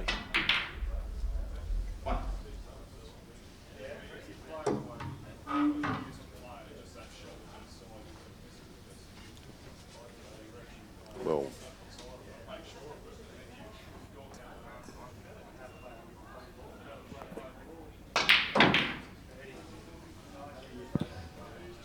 yeah, fairly certain that Steve will concede the frame after him potting that black, Chris. It is 1 free ball, but I do agree we'll concede 2 free balls. But yes, good shot, and he's going for the old Marcus double, and he's still left the red fairly safe and away. And Steve has conceded, so he's conceded. Yep. So 109 people online at the moment, which is fantastic. We're increasing. Thanks, Calvin, for commentating. Thank you, Chris. I really enjoyed that. And we are putting back on Steve, so obviously, and obviously Rob Dunham as well is going to talk a little bit about it. He's got some insights on his son, so we'll put them on, and we'll change the commentary throughout it. Thank you for watching, guys, and we'll tune in later. I'll be commentating again, so I apologize in advance for the commentary. There you go. Thanks very much, Chris. Woohoo!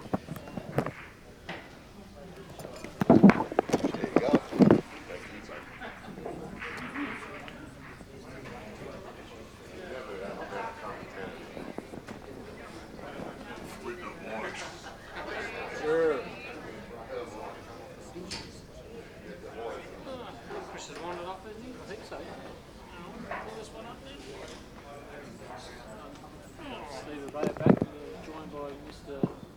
Dunham himself, the senior part of their family. How are you, Rob? All right? Yeah, good, Steve. Let's work out this contraption.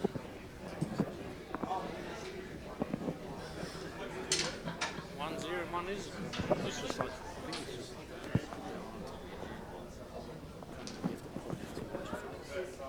Oh.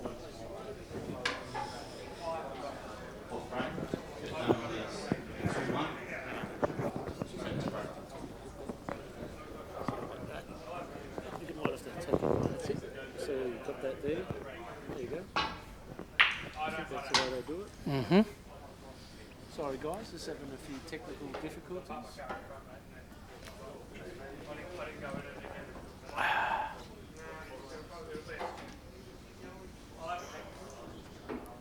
So Kurt's done well to get to 2-1 in front. It's been Yeah. a bit scrappy, but Yeah, as you'd expect, I suppose, on a big money match. yeah, it's a lot of pressure. So. Sort of a winner-take-all deal, so Yeah, it's a. adds a fair amount of pressure, which I think is really good. And the guys want to be used to playing an event like this. I think it's their first final, both of them in this event, so Correct. they wouldn't be. Steve Mifsud, 1.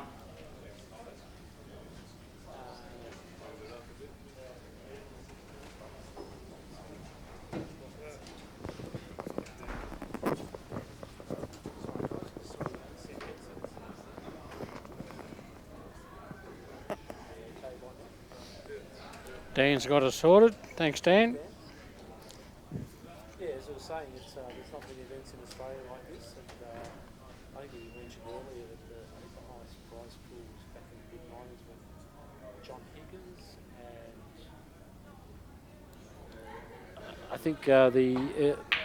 I think the earliest recollection I had was I think John Higgins, Mark Williams was out here. I think it was 10,000 to the winner.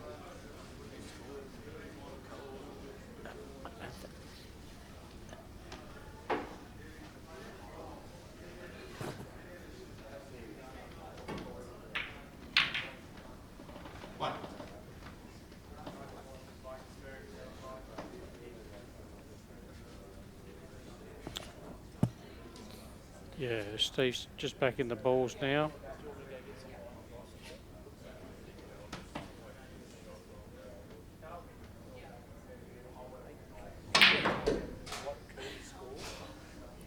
Charlie or someone might know. What Curtin scored, just like initially. Can you go find out what Curtin scored just 8. before? So you might have missed it. So.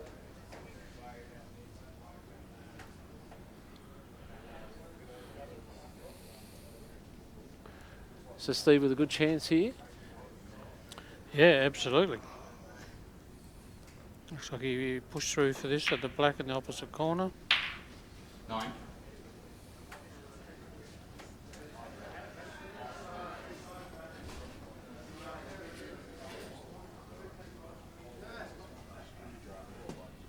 So how did Kirk find his experience, his 2 years as a pro in the UK? How was it for him? Pretty tough, I'd imagine. Or? It was very tough, yeah. Like it was a hard gig, as you'd imagine. But I think the good thing about it was he stuck it out. He stuck it out for the whole period, and I think it's done him wonders in the sense that he's here playing in this event, and his last 2 weekends playing snooker in Australia has been quite phenomenal. He made the final last weekend and lost to a Malaysian competitor that flew in for the Australian Open. Yep. And he's here now against Steve Mifsud, like, the best player in Australia domestically for the last probably 20 years, perhaps, Steve. I think you're probably right. It's probably he'd have to be up there equal with the best amateur that we produce. He's won the World Amateur in 02. I was with him in 04 when he won the... he lost to a 17-year-old Mark Allen who just absolutely obliterated everybody. in quick time in 2004 in Holland. Yeah, and he was a pro for a few years, had a couple of cracks at it, but has won 8 Australian championships, equalled the record this year, and he'd have to be up in possibly the 60s in actual tournament wins. So you're right in saying that he's probably the best amateur that we've probably ever had. Yeah. Maybe over the last 20 odd years, maybe even more. Absolutely. And he can still beat you when he plays bad, which is a Yeah, great gift that which he's is got. scary, yeah. A good pool player, good billiards player, so he plays everything. And it's going to be a good match. I think I watch a lot of Kirk's matches over in the UK, and I've seen a lot of improvement in his cueing ability, his break building, and I think the tables are possibly a little bit easier in a sense over here in some respects to the pockets. Correct. So I think, how long has he been back now? He's been back. He's been back 6 months. Yeah, he come 6 back at the months. end of April. So yeah, And he's about probably 6 starting months. to get used to the tables again here, the different cloths, the heaviness. Yeah, I think so. Yeah, he yeah. certainly struggled there for a while once he come back. Yeah. Yeah, different world over there. Yeah, he was second guessing everything, you know, every time he went to the table. So Yeah. It's a big ask for. yeah, and that didn't. And we've seen the same deal with, you know, the likes of Vinny and that when they've come back and, you know, they've started tournament favourites and that, and they haven't gotten anywhere in the first couple of tournaments because the adjustment has just been too huge from what they've been used to. Absolutely, I agree. The tables are quite different. For anybody who doesn't know who's watching, the tables they play in the UK compared to Australia are basically a lot faster in the UK for the most part as a professional. As an amateur, they're probably very similar to the ones we have here. Basically club tables, but they have steel back cushions as a professional, shave cloths. They're a lot faster. The tables are heated, which gives a lot More of response. consistency, Yeah, a lot of consistency, more response to the white ball. Quite easy to manoeuvre the white ball, I guess, in a sense. Yeah, absolutely. But that's counteracted by the tightness of the pockets. So, hopefully one day we have a room full of pro tables. So players who want to turn professional can practice on something similar to what they're going to be playing on in the UK, and almost create an instinct where you don't have to actually think about it anymore. You just play the shot normally, and that's one of the biggest things I think Australian players struggle with, is the difference in tables over there. Absolutely. We've sent many a great player over to the UK and they haven't been successful, and I think that's got a lot to do with it. So we do have one star table in the Reventon Centre in Yarraville, and it's a great table. It's one of the tables they played at Bendigo with. I think it might have been one of the semi-final tables, and that's a great table for anybody who's an aspiring professional to sort of learn their craft or practice on before they go. So Yep, absolutely. but it's great to see Kurt back. He's a good player, very competitive. And well in this match, definitely. Yeah, it's like it's best of 11 or a race to 6, as some would put it. So 2-1 up at the moment, and this one's poised where, you know, one mistake here and it could even up. So. And great win in the semi from being 3-1 down and then 4-3 down, I think it was. He got back to 3-all and by beating Aaron. Aaron's a great player, tough to beat. Absolutely, yeah, yep. There's a mistake there by Kurt. He's hit the blue 4 ball on the way back down the table, and unfortunately he's left Steve a great opportunity here.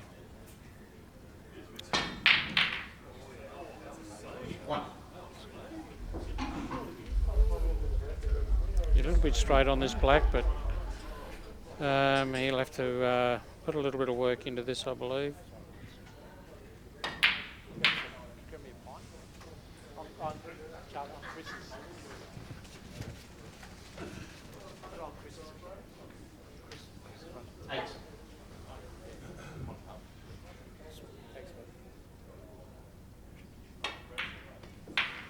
9.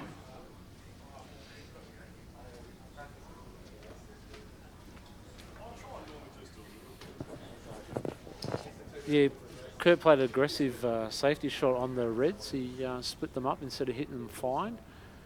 And he's paying the penalty here for hitting the blue, which is a big no-no in snooker. Correct. You can't give the likes of Steve Mifsud a run at the balls like this. It's a bit of an error. Generally punish her. Yeah, it's a bit of an error because he was 2-1 in front, and it looked like he had the momentum there. Yeah, he could have kept the pressure on for sure.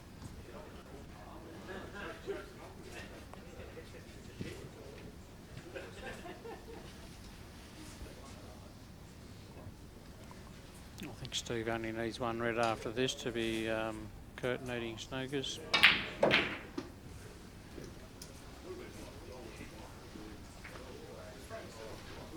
He slightly overhit that.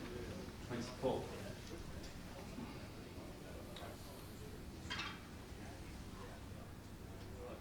These are missable.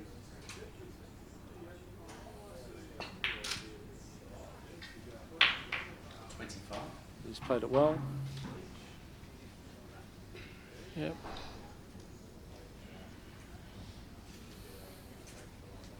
Should be 2-2 as we're looking at it.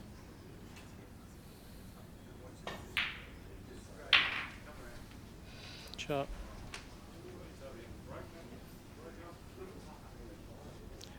So Steve, looks like the match is evenly poised at about to be 2-all by the look of it. 33. Yeah, it's not. Can't really get a gauge on who's probably playing better. A little bit tricky at the moment. Neither one of them. Well, they look as equal as each other at the moment. I know it's 2-2 and it's probably a little bit obvious, but can't really see much signs of somebody doing something a bit better than the other at the moment. No. I think Steve's probably scored a little bit better, made an 80-odd in the first, I think it was, and looking good here again. So that's probably the only difference, maybe. Yeah. Then again, it could be clutching at straws too. So. 48.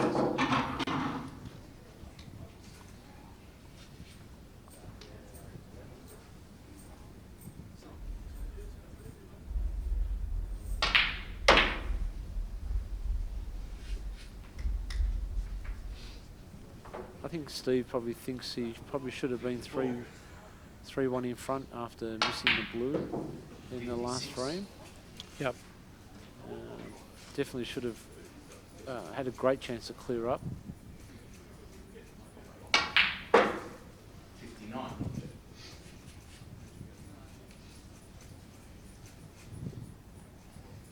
Yeah, so at 2-all, I guess the next 2, maybe 3 frames are really critical in this match as to what might decide the outcome. Yeah, absolutely. And we'll be back in 15 minutes. The guys are just having a 15-minute interval, so we'll catch you back later. Please continue to share the link. The more viewers we have, the better, and spread the word. So we'll chat to you shortly.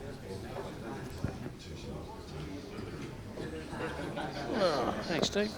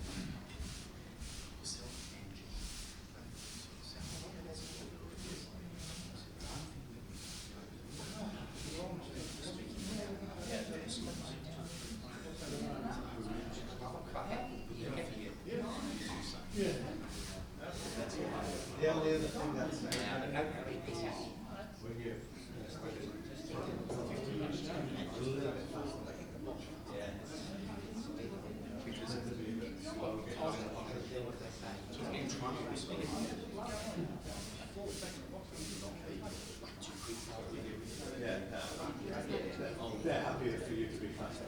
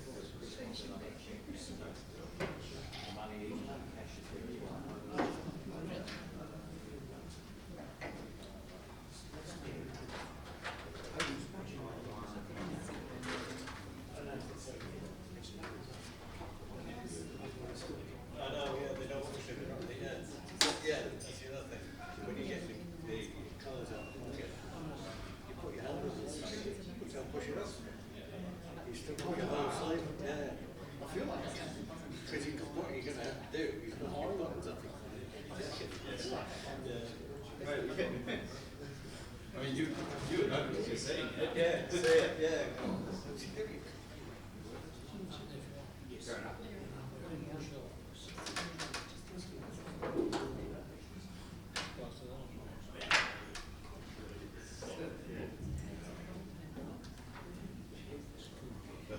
down. Well, this has been high quality so far. Very good so far. Absolutely. Makes my life a little easier. Everybody's life a little easier. It's been quick. They haven't been too slow. Have they?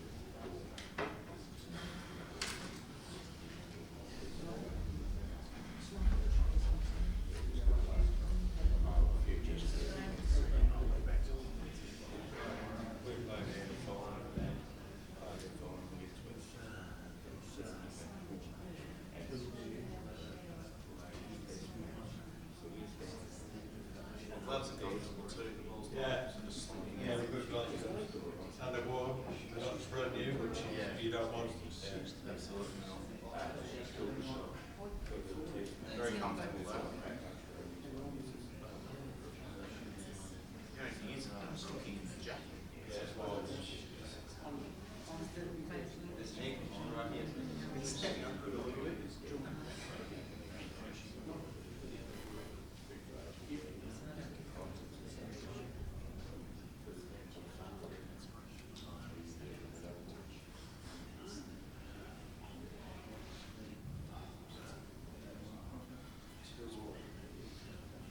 Massive.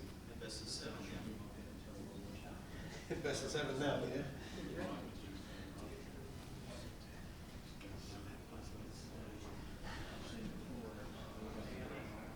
So you're going to take it away. Sorry? You're going to take it away. I'll take it out. Sure. I thought that'd be set.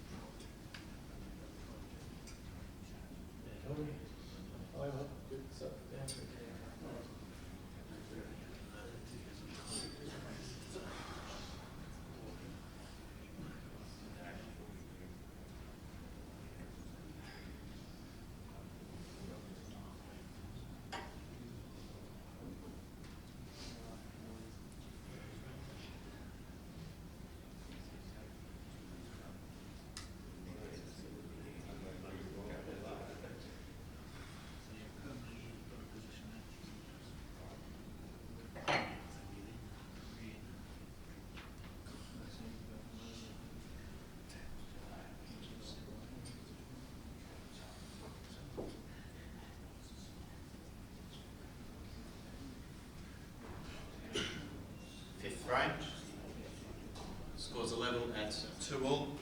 Steve Mifsud to break.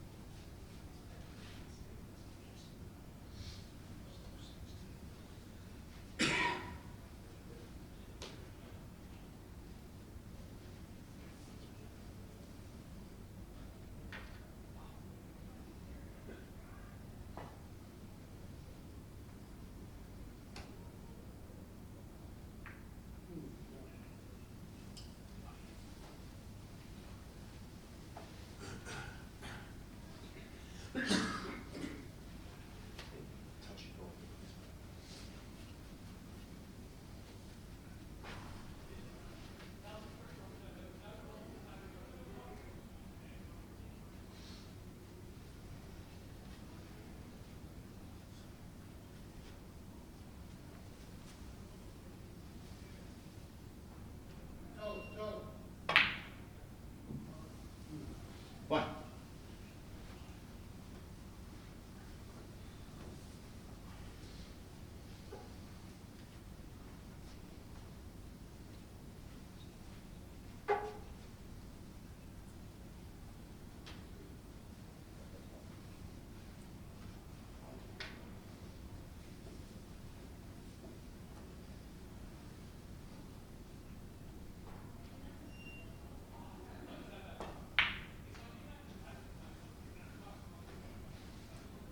Steve Mifsud.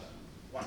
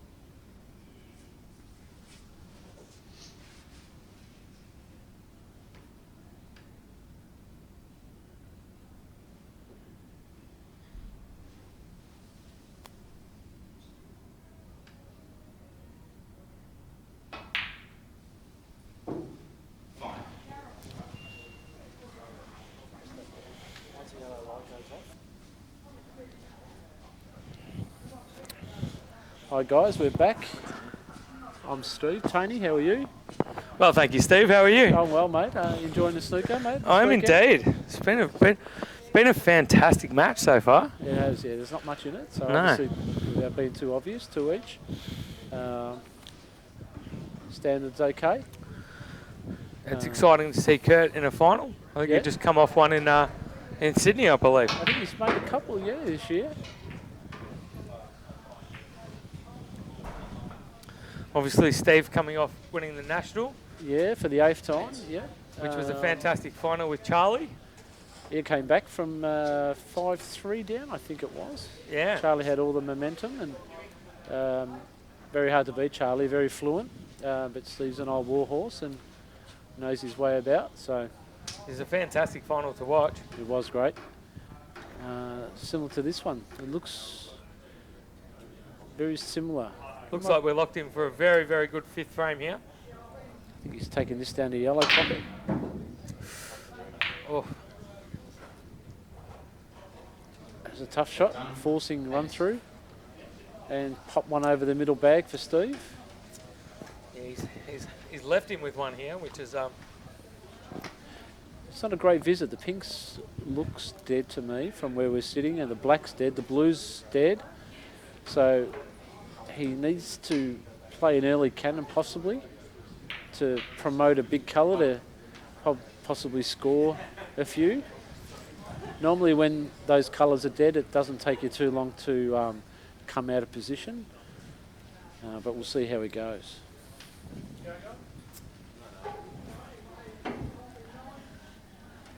It's a very, very tight semi-final to get in here as well.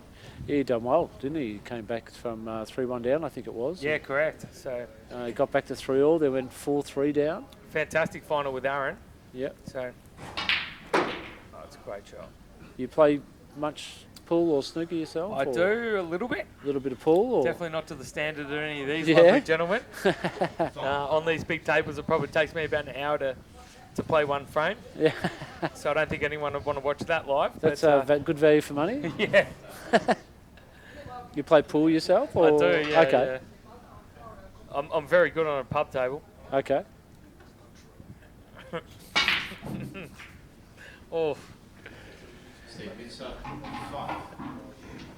So as I said, it's always tough when the pink and black are dead, especially the added trouble of having the blue on the cushion. yeah, that blue's not in a great place either. Kurt might be able to move the black here. He's playing a safety shot. Oh, Unlucky. unlucky. Oh. He only flicked 2 reds. I'll take it. Yeah. Still with the pink, the black, and the blue, very dead. Yeah, it's not going to be an easy visit. If you can get on the red on top of the rail here next to the black, he might be a chance to pot the black, but then he's got to play a bit of a forcing shot on the black as well. So it's a very, very tough leave at the moment. It's interesting to watch how the top players, what balls they choose and positions and how many cushions they play off. For everyone out there that's not a high level player, you can learn a lot by just watching which shot the guys select and how they play it. Yeah, normally the guys are thinking about 3 shots in advance. So they go red colour, red. Once they pot the red, they continue on and replace it with another ball. And thinking about their positional shots, they tend to see the shot first. It's a lot easier to sort of have a little bit of a video clip in your mind of where the white's going to travel. It helps your position, helps your brain tell you your cueing arm how actually hard to hit the ball. Which is the complete opposite to how I play. I'm just happy to pot a ball. Pot a ball, yeah. Get it in the pocket, that's a win. And that's fun. That can be fun. It's going to come around off 3. And Looks okay. He's on one of the reds of that bunch of 4 on the one on the left-hand side there. 5. so which one would you go for here, Steve? I don't think he's got much choice. I think He's going middle pocket. it's the wrong angle on the middle pocket. I think he's got to take the one in the corner to get down to the ball colours. He may elect to possibly move the blue here. It's kind of heading in that general direction. Oh, there you go. That's 2 cushions for the bulk colour again. And come back on the green here. And this is one of the hardest things to do, is to go up and down continuously. So from the top of the table to the bulk colours, and then have to return time and time again. Yep. So I'm not sure how long it'll last. Hope it lasts a while, but it's always hard. That's a long way to screw a ball. And there you go. That's what I'm talking about. When you're forcing and continuously forcing, it makes the game a lot more difficult. But the advantage here for Steve, that Kurt's actually made the pink on, and it's quite an easy leave for Steve from red to pink.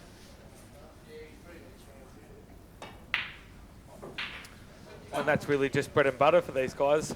Yeah, it's the balls are all open, so the only trouble he'll find is if he puts himself in that trouble, sort of, so to speak.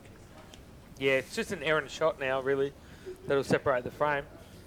I mean, that pink's looking very pretty there. Well, it's only high value colour that's on now, so he'll want to stay in and around that area. He'll be doing his best to anyway. And he's just a consummate professional, Steve Mifsud. I mean, look, breaking up those reds, that's a perfect shot. Yeah, it's excellent. He's made the pink on in more pockets now. But might even be able to get on the black here as well. Yeah, he'd probably shy away from the black for a while. The black's probably one of the harder shots. Pink's free. Probably get on the red closest to the pink so he can free that corner pocket up. He's quite a fast player, Steve, too. When he sees the ball, he just steps up and knocks him down. Absolutely. He's been doing it for a long time.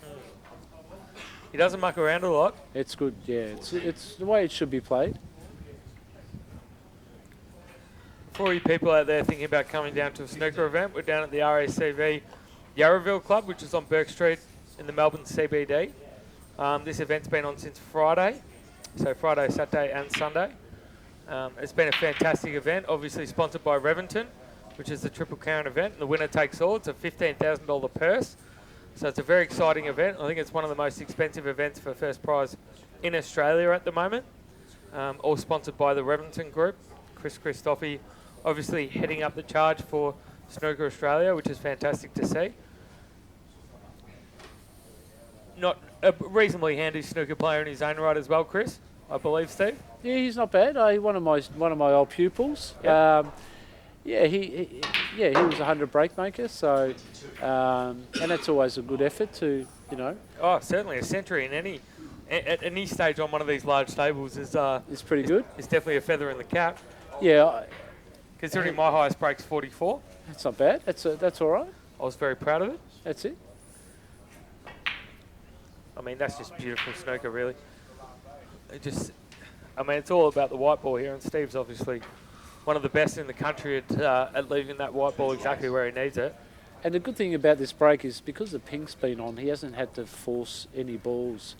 He hasn't had to go up and back down the table. So his area of work is quite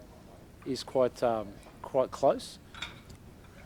Yeah, well, it does make a bit of a difference when you're not having to knock a ball 12 feet up and down the table. He may elect to screw behind the black here and roll the black in along the rail, because he may do it. He's just electing to play to get it back on the pink. So you can see how gently he's hitting the balls. Yeah. So his pop percentage will go up because he's hitting it so gently. Not much movement on the white, so he more than likely won't lose position. And I mean, when you're up, I suppose, it's all scoreboard pressure at the end of the day as well. Where it's pink or black, it's only 1 point difference. So keeping that pressure on the other player, very important here in these finals. So Steve will just want to clear these reds to... it's a beautiful shot. Yeah, he's played that a few times in this break, which is great. So pop this in the corner. He can elect to come back in the opposite corner or play it in the middle again. So he's played it in the corner, which is probably the right shot. Nice weight to the white. A little bit stretchy, but it should be fine.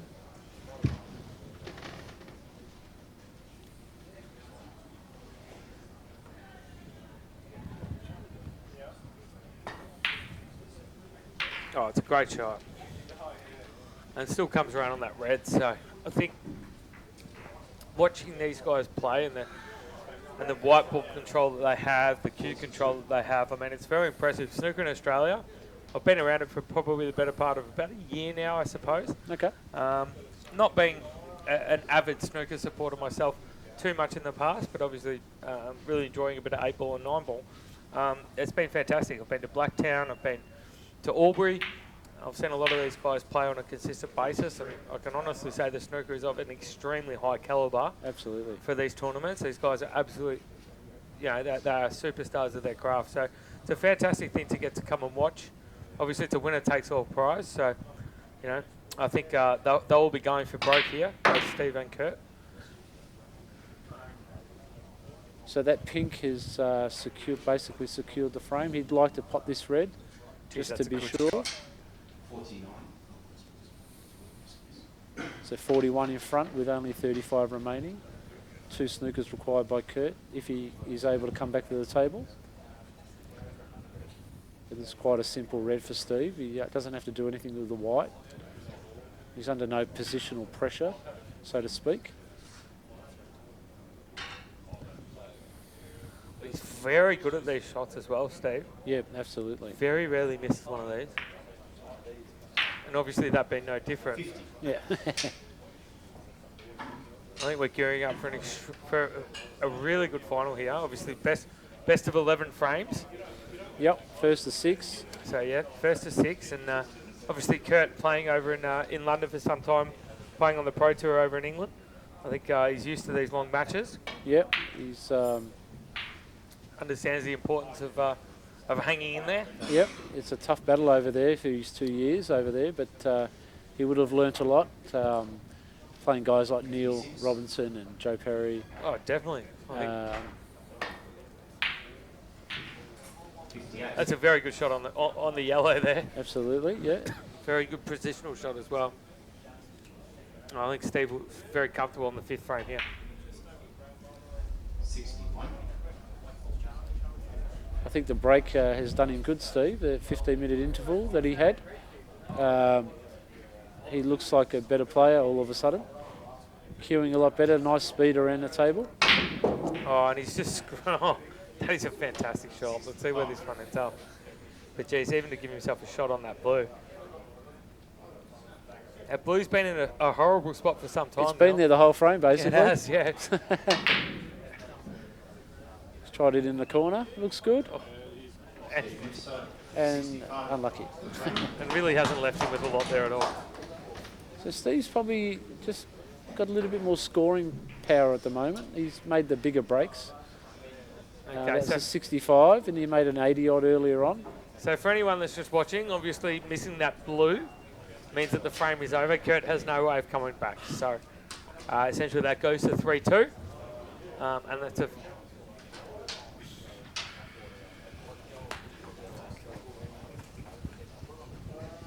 You look quite good there, Steve. You look nice and speedy around the table, and we've seen the shots quite quickly, so... Yeah. What's that?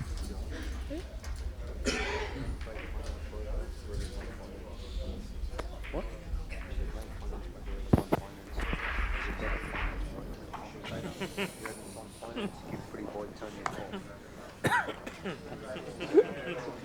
It's good. Very good.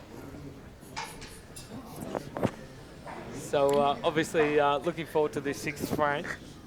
I think Kurt, obviously one of the younger blokes in the field. Yes, he is one of the younger fellas. And I think Steve's one of the more senior veterans of the sport, Australia-wide. Not too far away from 50. I can't wait till he joins the club, the club that I'm in. And is that the Veterans League? Yeah, the Veterans League. Yeah, we're off to the World Championships and next month, and he still plays in the men's. I'm in the Masters, so yeah. You have to so the Masters, is that the polite way of saying the Veterans League, or? You kind of swipe your pension card before you start playing, so you can't get in otherwise. Yep. But it's a great event for people sort of in the later stages of their career to enjoy a great competition. So I've been to the last 2, which I've thoroughly enjoyed. And Myanmar's not going to be any different. It's supposed to be a great event. So Fantastic. yeah, the last 2 years has been in Qatar, so it's a long way to go to play some snooker. It certainly is. Hot over there too. Hopefully the tables are pretty slick. And really expensive beer. Being a Muslim country, they'd like to give you discounts on beer. So Yeah, they certainly don't promote drinking in those countries. That's a definite. yeah, absolutely. I think look, this is a classic example of how to start a frame. A very good break by Kurt. Obviously, both of them being very conservative at this point in time, because obviously this sixth frame is pivotal. Kurt will understand the importance of this one.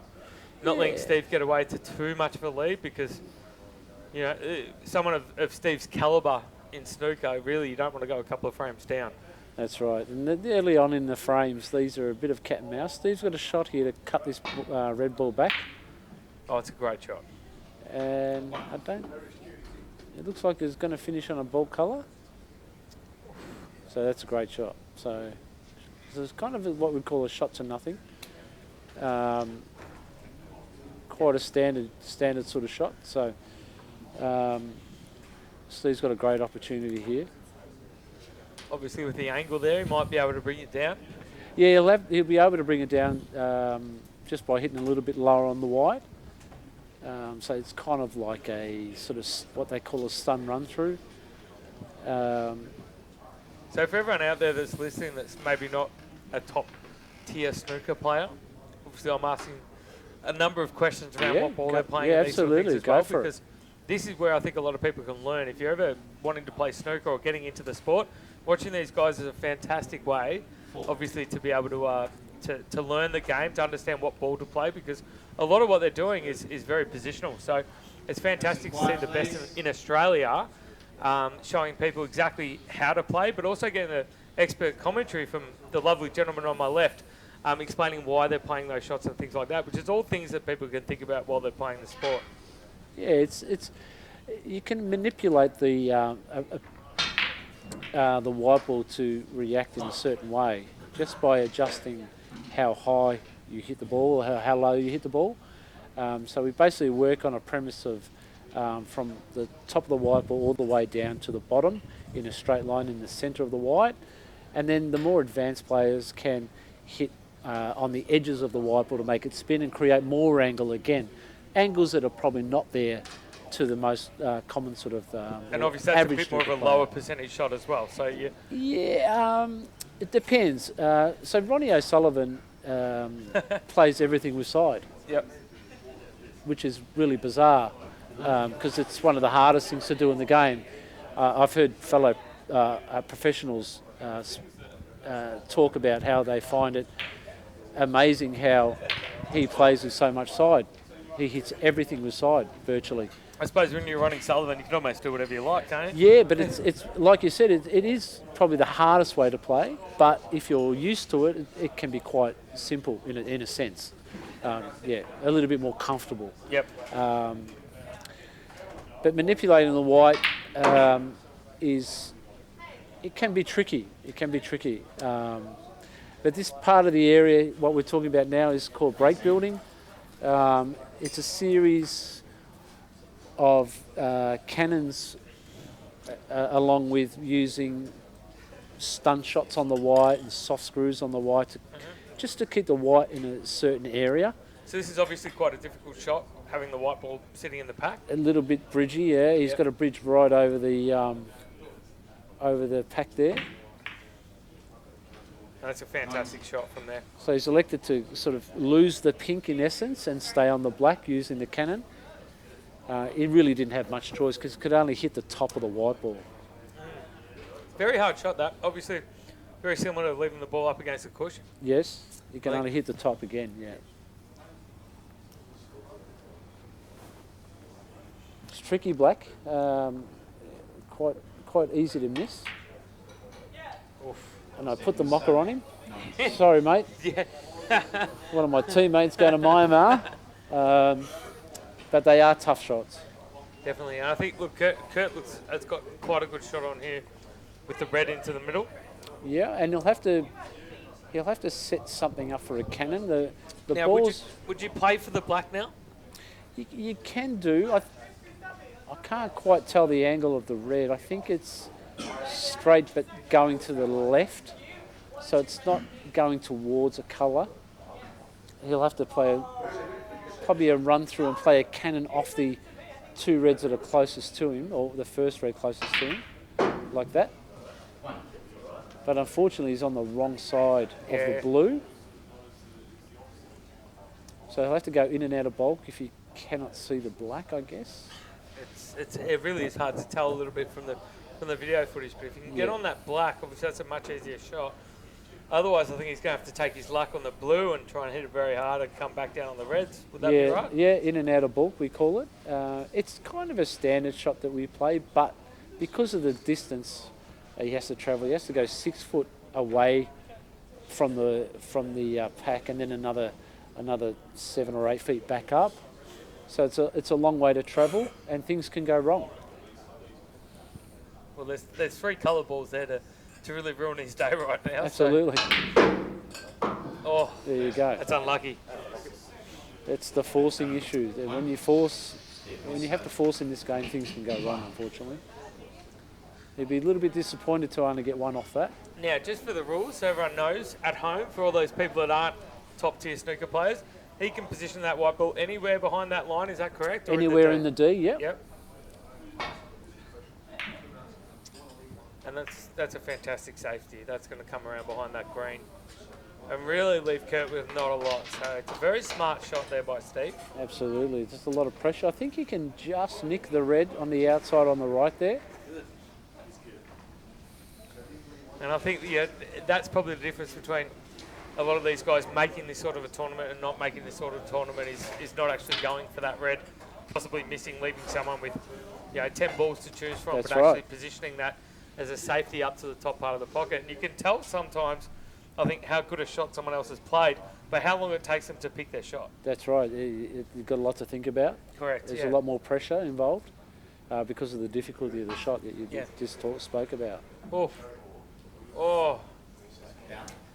That's not good. I think that's there's a little bit of pressure showing in that one. So this is what we call a foul and miss. I'm not sure if you're familiar with the rule, but Steve has the option of replacing the balls as they were.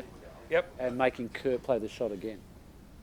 Which a lot of the time they do. Now that rule changed a while ago, and it was so that snooker players weren't deliberately trying to not hit the ball, but to obviously snooker the other person back. Is that correct? Perfect. Yeah. Yep. The professionals used to deliberately miss. Yep. And leave the opponent in a disadvantaged position. And that was deemed to be unsportsmanlike. Is that Absolutely, correct? yeah. Yep. So obviously, this is gentleman's sport. Yeah, what they've kind of done is force people to play a particular way. Yep. What they call it their best effort.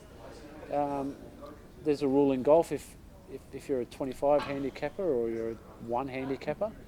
Now we're talking my language. Now if we're going to start talking golf, Well, that's a sport that I'm much more familiar with in the A class category. There's a lot of rules in golf as well. There are indeed, yes. But if you hit the ball, if you're a low handicapper or a high handicapper and you hit the ball in the water, it's still the same penalty. Yep. So they're trying to, or they've successfully tried to introduce a rule. Jeez, that's a good shot. That's a great shot. The Steve's safety is fantastic at the moment. Obviously, one of the reasons why Steve's a regular in these finals, obviously won the national. Yeah, his safety's, he can break a person's game apart by just his safety. I was actually fortunate enough to be down here at the RSCV Club for the national to watch Steve and Charlie play in probably one of the best finals I think I've seen. I mean, that being said, Albury between Aaron Marnie and Sean was probably one of the better finals that I've watched. Okay. I had the privilege of sitting on the sidelines with Rob Elsey and Bolt. Yep.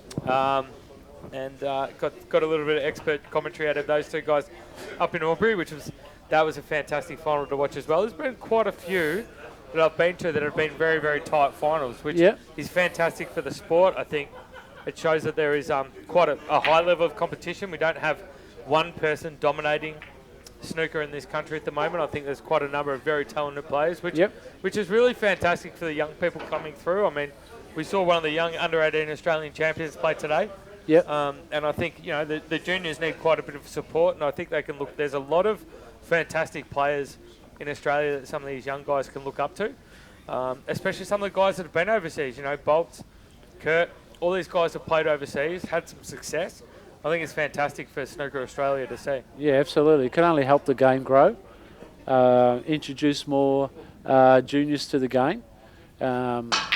Actually got 125 people watching, which is, it's gone up again, so that's great. Keep sharing the link, people. I think it's gone up since we've been on the That's air. right, so mate. I think it's you, mate. I think it's your commentary. It could be because Chris actually left the commentary too, so... I think so. It's handy to have a fresh face, a fresh voice, these sort of things that come online. Well, we don't worry about the faces. There's plenty of stuff for Chris to do. So we don't have to worry about the faces, correct, mate. I'm pretty happy that we're on the radio, not on the video, to be honest. We could be catwalk models and it won't make any difference. We're getting some expert background commentary from Chris Christophe at the moment, who I think really should be congratulated. I mean, Chris has done a lot for this sport. He's quite a modest fellow. Doesn't, you know, he's put a lot of money into the sport. He's tried to support the whole thing. He's, Sorry, you're talking about Chris Christophe being modest? Yeah, we are. Oh, right, yeah. Oh, you picked up on the sarcasm? Fantastic. And I think, look, he's done a lot for this sport. I mean, Chris has obviously introduced me to snooker, so I'm a part of the Reventon group. Probably the only reason why anyone let me on the commentary, to be honest. And obviously I head up Reventon Finance, so I think, you know, Chris deserves all the accolades that he gets for what he's put into the sport. I think it's thriving now. You know, we're seeing a lot more people playing the sport. We're seeing, you know, a lot more people showing up to these events, even if they are mostly Chris's staff, and we're forced to. But aside from that, I think it is becoming a little bit more mainstream. Has he threatened you with the unemployment, has he? Or Not yet. Not yet? I've showed up to everything, so I think if I wasn't here today, Monday might have been a pretty poor day for me in the office, to be honest. May have gotten the cold shoulder or, you know. Could be filling out the form on a donkey, yeah, mate. Correct, heading the car keys back in, all that sort of fun jazz, yeah. I don't think he's that mean, is he? Well, you know, I think that depends on how work's going, to be honest. It's all about the numbers. But back to the snooker, Kurt looks like he's struggling a little bit. He's had a couple of opportunities in this frame. Now, you can probably tell us, I mean, how much does it affect you when you have a very, very long, arduous semi? I mean, obviously playing Aaron, 5-4 in the semi, quite a long match, only had maybe 40 minutes off between the two games. It can wear you out a little bit, yeah, because Kurt was always behind in that match, so it would have taken a lot more effort for him to win it. Yep. In saying that, Steve led 4-1 as well. However, young Ben Foster came back and probably, to be honest, should have gone 4-all and actually won the last frame on the black. So, yeah, psychologically, mentally, it can take a bit out of you having to come back like that. Yep. Kirk's young though. He's played many of these tournaments before. There's a lot of contributing factors that's involved. So even Steve's starting to miss a couple. The frame's got a bit scrappy. Here, obviously, we've got quite a number of balls quite close around the white. Mm-hmm. Obviously, we want to try and find a ball that will let us get back on another ball. Would you say that he needs to screw this back and look at the black, or would you be going elsewhere here? What would be your preference for a coloured ball for a pot? I think it's not too difficult to get on the black again from this. He's got about a 3/4 ball pot on the red here, so we'll pot it in the left-hand corner, and it looks like he's trying to stun back to where he was. So that's a pretty good shot. That's a great shot. He's got a fraction bit of angle here, not too much. He'll probably just screw back, possibly get on one of the reds in the centre pocket, which, because the black is so straight, it's probably the right shot to play. Obviously, there's no angle to get. Yeah, he hasn't got too far to go for his work. And look, that's expert commentary from this lovely gentleman on my left. He's Played actually the exact shot that he said he would. Unfortunately, he's overscrewed it a little bit. A little bit too far. He has now the whole game's changed. He may need to nick this far right hand red back into the corner pocket. So that big off cut. That's it's about a quarter ball, a little bit skinnier, something around there. But he never wanted to play this shot. This is a little bit tricky. He's done it very well. He has actually guided it through nicely, And just left it short of the cush there. So which is quite a good. good shot from Kurt there. Obviously, that's a sign of a good player. He should be able to pop this and get on one of those reds in the centre again, like he probably originally planned. It's quite a natural angle to get over there, so. And that's a great shot. So snooker players, we try to follow the angle as much as possible because the game becomes more natural. It's when you have to force an angle or change an angle that you can find yourself in trouble. But at the moment, he'll get on the blue here. Now, why would you go for the blue there? Just for everyone at home that's not one of the top tier players, why would you play onto the blue there and maybe not screw that black and try and get it onto the black? Yeah, there's probably no need to because he's got a red in the one he's just getting on now in bulk. He could finish on either side of the blue, and he could go down or up. So, but the red was more natural and the white was more natural just to follow it through. So you just follow the path, so to speak. So a bit more of a higher percentage shot. Yeah, they're definitely, yeah. A little absolutely. bit more allowance for maybe hitting it a little bit too hard or a bit soft. That's right. And obviously getting the angle on the blue now is very important to get back down this side of the table. Which is achieved. He's on the right side. It's about a 3/4 ball Now, going towards the reds. I see two reds here. Yeah. That could be a problem for Kurt to be able to try and clean this up, which is obviously one on the left cush. Yep. And there's one on the cush right down the bottom of the table. So what would you suggest is the best way to break those balls up or possibly get behind them or even maybe play a safety? Yeah, probably in the first instance, what he wants to do is try and get on the reds that are clear and open at the moment, which he'll do now, and leave those till last. Maybe leave those for Steve? He'll need, maybe he'll have to play a cannon off a colour. He's tried to move one there. There you go. I think he's done that very well there. So obviously, so he had to play a cannon. He just chose to do it quite early, which is, a sign of confidence. A sign of confidence. It's a choice thing. If he feels confident that he's going to get a result and take the risk, because it's always a risk to get a good result. Bit unlucky there to hit that red on the way through, I suppose. Because he Oh, wanted to be on the yeah. other side of the blue. Not so much unlucky. It's just that because he had to bridge over the pink and aim high on the white. He didn't really have much choice to control the white in essence. This is okay. He's slightly on the wrong side, but there's a red out in the open, so he'll get on the one in the centre of the table, so to speak, or to the right of centre. What a year some of these guys are having. I mean, Steve's won the National. We've seen Aaron Marnie win a number of tournaments this year. Probably the one that I saw was up in Albury. Right. I think we've also seen Joel Younger play very, very well up at Blacktown as well. I actually had him in the Calcutta. Okay. Which was lovely. Yep. Because I had no idea what I was doing. So I think Lady Luck was on my side a little bit there. Oof. Just unsure why Kurt hit that so hard, actually. Let's see a great opportunity here. So playing this one quite soft and just rolling out onto the black here, Yeah, or well, he's got a would you choice. come off the cush? And maybe the red in the centre is probably the one I'd play. Okay. The one on the right-hand side is probably the easy one to get on. And just an easy shot in on the blue here as well. That's right. That's the reason why you guys are are playing in these tournaments. Screw this back and get on the red on Okay. the side cushion there. He's played that quite well. That's a great shot. And the white's going towards the black. And from here, obviously, allows you to set up on the blue very easily. Here he'll probably just roll this in or even stun it across the face of the black.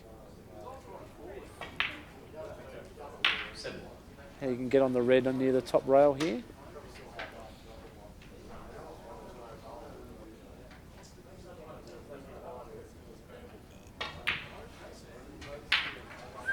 Thought he missed it there for a minute, the way he reacted.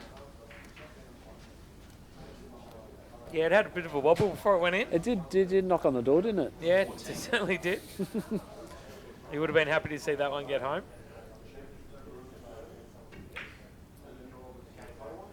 Oh. and sneaks that one in too.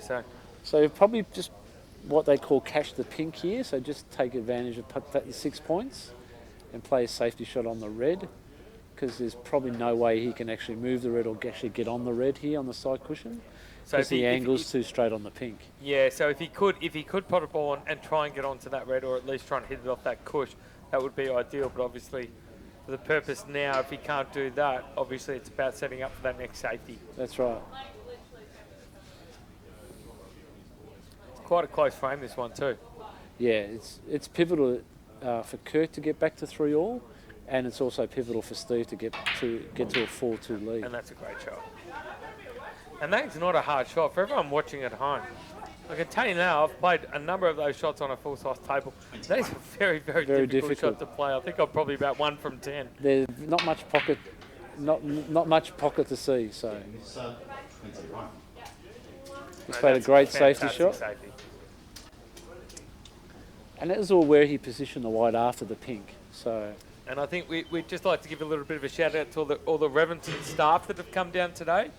Obviously, our lovely receptionist, Alex, as well, Shayla.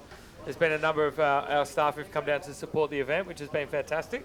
So thank you to all them for coming down. There's been a number of us who've been supporting the event. Obviously, there's been a lot of work behind the scenes. A bit of a shout out needs to go out to Shayla, who is Mr. Chris Christoffy's assistant, who has organised a lot of things for this event. There's a lot of work that goes into these behind the scenes, which a lot of you people at home don't really get to see, but there's a lot of work that everyone puts in. I mean, Chris Christoffy's efforts are tireless. Some of the staff, there's a lot of things that happen, the branding. Obviously, we had a dinner on Thursday night with all the players, which was fantastic. I was actually, privileged enough to get an invite down to the dinner, which was lovely, and a really great thing to see these players all come together.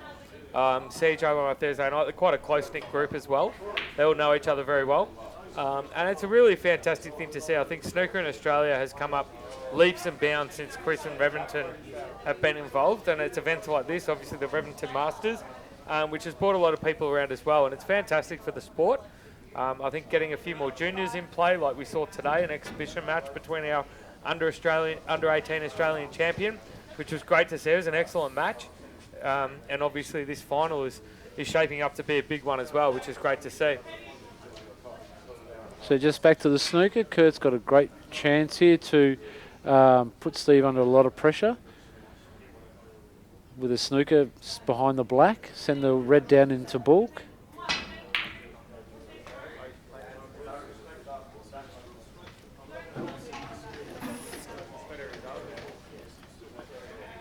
Not sure if he's got it. I think it's just a slight, maybe a slight swerve.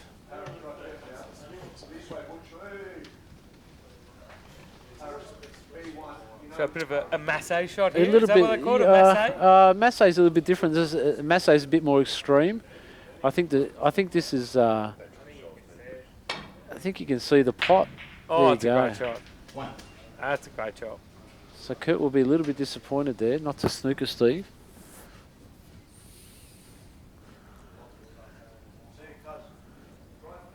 So good chance here.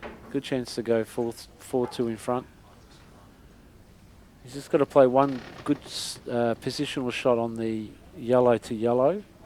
So the yellow will come back out, seeing that he's pot the last red and reposition itself on its own spot. So put the yellow back onto the yellow. Correct, yeah. Because he pot a red after it, so just before it, sorry.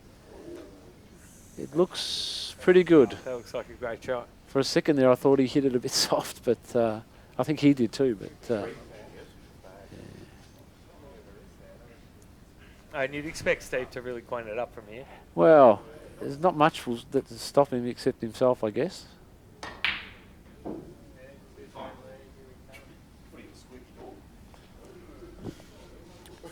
So he's 15 in front. Green will take him to 18 in front, and Brown needed to secure the frame.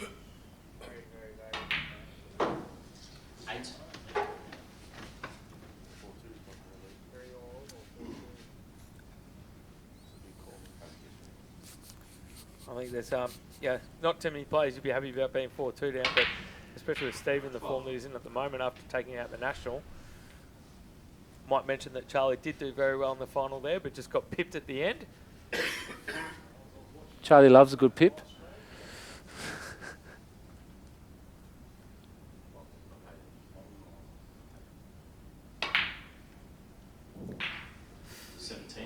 Bit of a knock on the door a little bit there on the way in. Yeah. Still went in. That's the main thing. And this pink will be all she wrote. 23. He's getting a bit greedy. He wants a 30 break. Mifsud for 30. And that's a great frame. Fantastic. All right, we'll just hand you over to Chris Christofi. And we'll be back shortly. All right. Keep sharing that link, people. Firstly, thank you, Tony. He's took a bit of guts getting on the commentary. And thank you. He supports the snooker to events, comes out. He actually loves playing and watching. So thanks for commentating. I think he did a very good job considering obviously his knowledge of the sport. So well done and thank you. He actually runs Reventon Finance, great broker, one of the best in the country, award-winning broker. So if you need any finance, please call Reventon Finance and speak to Tony Beltram. Steve just went out to take a quick break and we will intervene in the 7th frame with Steve leading 4-2 in the best of 11. Thanks for the numbers. They keep increasing, people viewing. Keep sharing that link.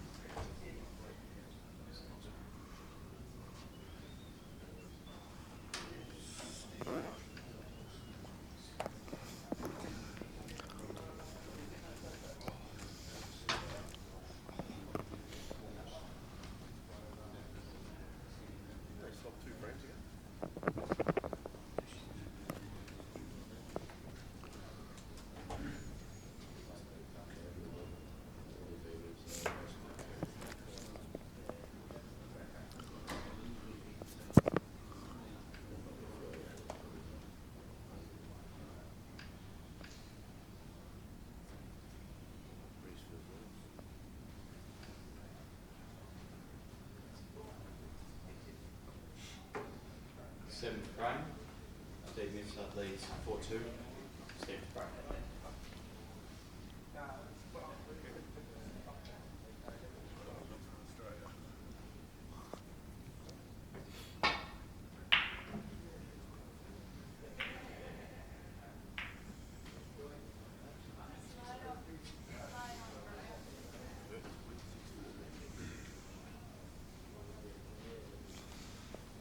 It's a best of 11.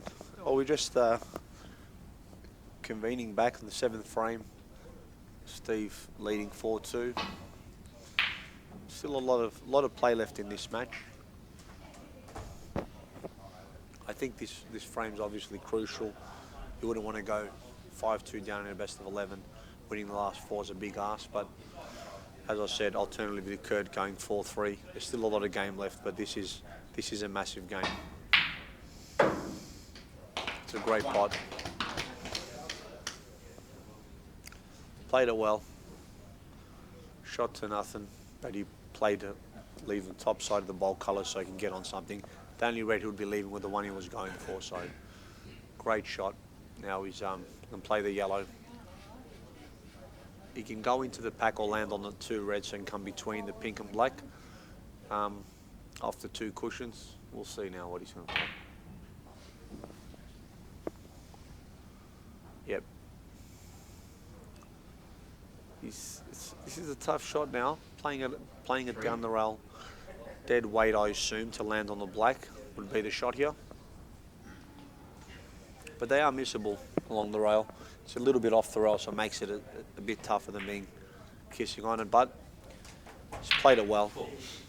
Played it very well to land on the black. And he's going to take some stopping from this position, Steve. And he's looking to do right his last year's runner-up finish to Ryan.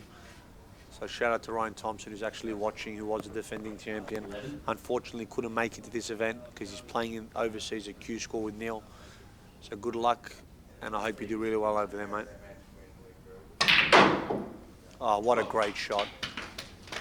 Developed to 2-3 reds or the pack, landed perfectly on the black as well.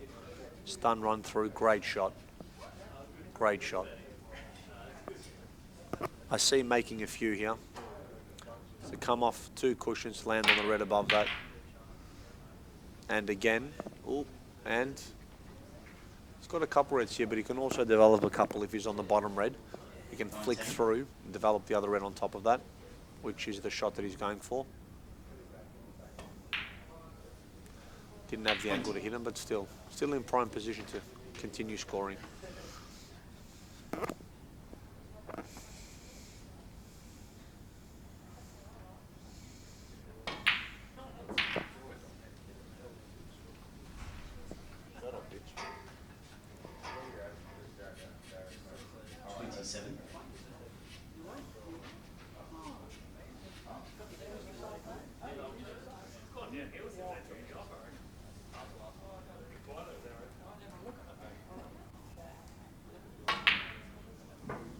Cueing really smooth, Steve.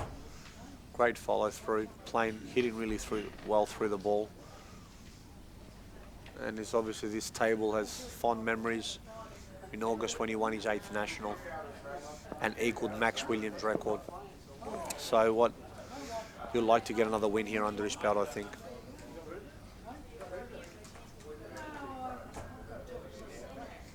Play off 2 cushions to get the red in the same pocket, I think, here. Yep, and also the red in the middle, so he's got a couple options there when he played that shot and played it very, very well. He's currently on 35, still a few reds left to go, and the pack's in a really good position to develop some more reds when he does clear the next 2 reds out. 36.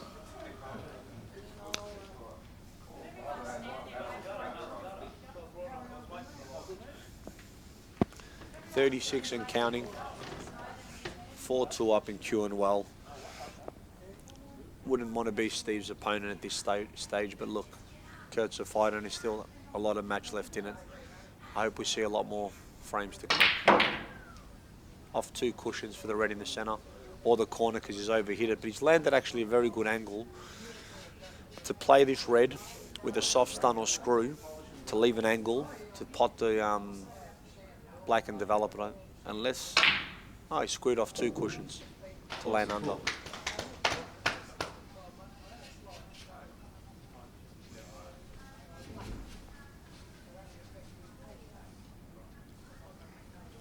Keep the comments coming through. I think the frame will be 1 visit. Depending on the next shot, if it does come off right, I do think there's a good chance that will happen. It's a lot of,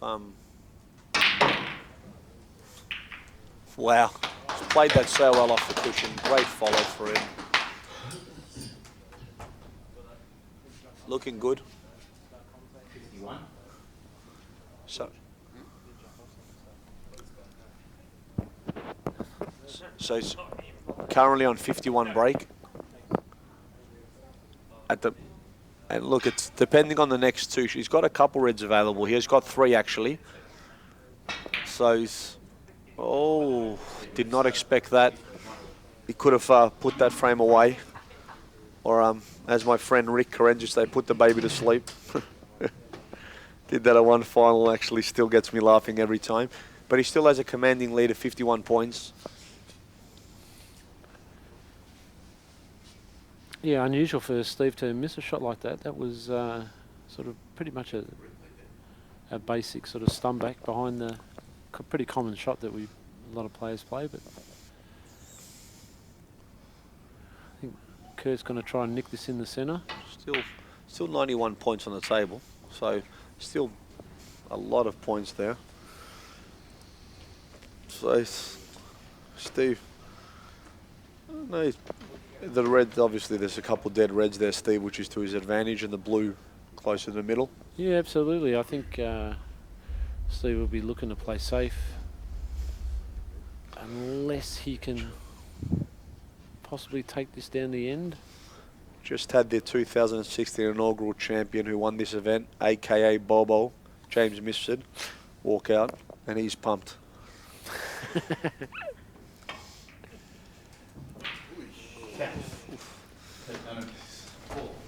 He's left Curtinham with a long pot or mid-range pot up into the corner.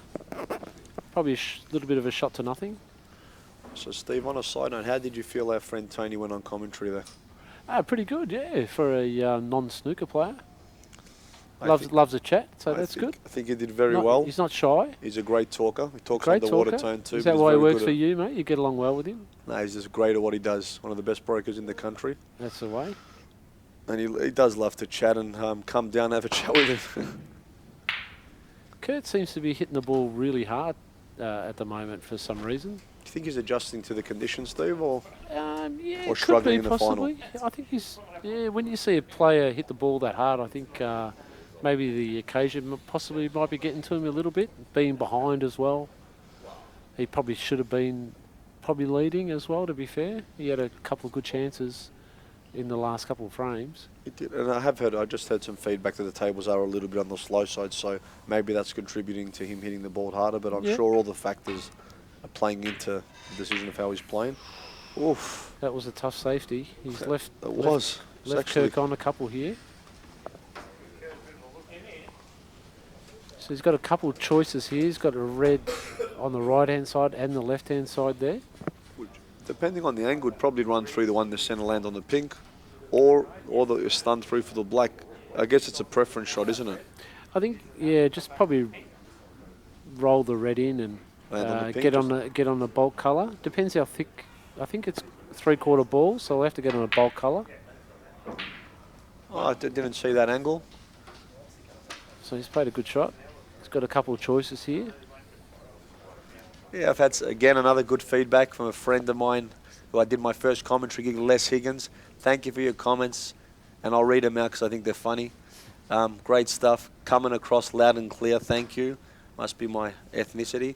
You are actually calling the right shots tonight, mate. Thank you, buddy. Much appreciated. And we're up to 134 people watching, so that's great. Keep sharing the link, people. Get the message out there that this great game of ours is thriving in this country.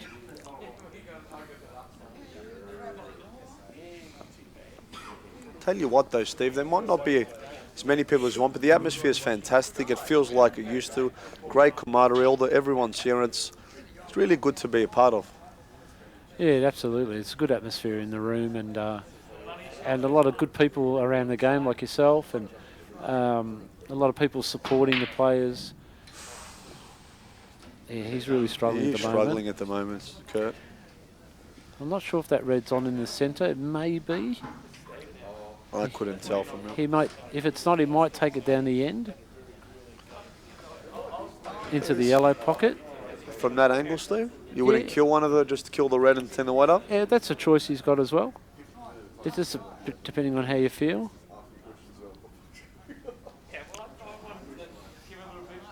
I think Steve was just checking to see if there's any other reds on. I think that far one on the of that group of fours on into the corner, possibly, but if not in the middle. And just so I mentioned before, we're on the morning show, which is after Good Morning Australia on Tuesday. Well, by we, I mean Australian Snooker. They're covering the ladies' world ranking event, which was the Australian that just happened. There was 6 entries, 4 90s, and just a lot of great snooker from what I've heard, and obviously based on the results. They're going to mention Australia. They're going to mention their obviously Australian snooker and Reventon and everything that everyone's doing. So what a big opportunity for our sport to be on TV and back prime time where we belong. Absolutely. We've had some great results internationally. We've had Neil obviously winning the World Professional, first Australian to... That's a good shot. That's a great shot by Kurt. Fantastic opportunity here. We've had Steve winning the World Amateur. We've had Jessica Woods winning the women's under 21s. We've had Stevie 04 come runner up. We've had Stan Gorski come runner up. We've had quite a few players, and James not James. I was going to say Neil's actually, that's his 14th ranking event. He won another one this year, so not many people have won 14. He's up there with the leaders, and I saw on World Snooker he's leading the most centuries for the year again, which is not uncommon for someone like him, and he's actually quite ahead of the pack.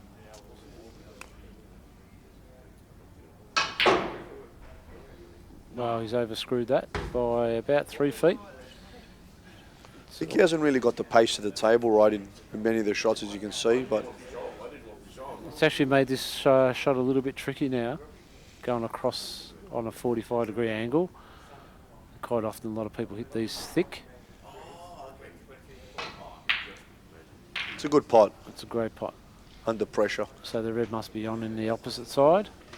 Reverting back to the comment, Neil's on 23 centuries for the year, and he's actually second Judd Trump at 13. Ronnie O'Sullivan's on 9, Selby 9, so he's a scoring machine, our boy, so keep it up, mate, see if you can get another 100. 100 centuries, that is. Great shot. It was a bit lucky to have the plant on there, but... yeah, I think he probably... I think the other rebel's on anyway, but should be able to get quite close to Steve with another black and 2 high-valued colours off these 2 loose reds. Red can be super costly on 51 when he played that black. Absolutely. Because that was pretty much 5-2, and this could be a turning point, because that basically was not game, set and match, but pretty close to if he goes 5-2. I think. Especially the red with the rest, I think, going behind the black there. That's one he doesn't normally miss.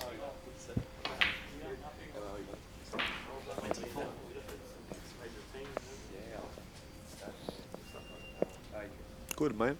Alex Pace just joined us. Thanks for coming. How you going, buddy?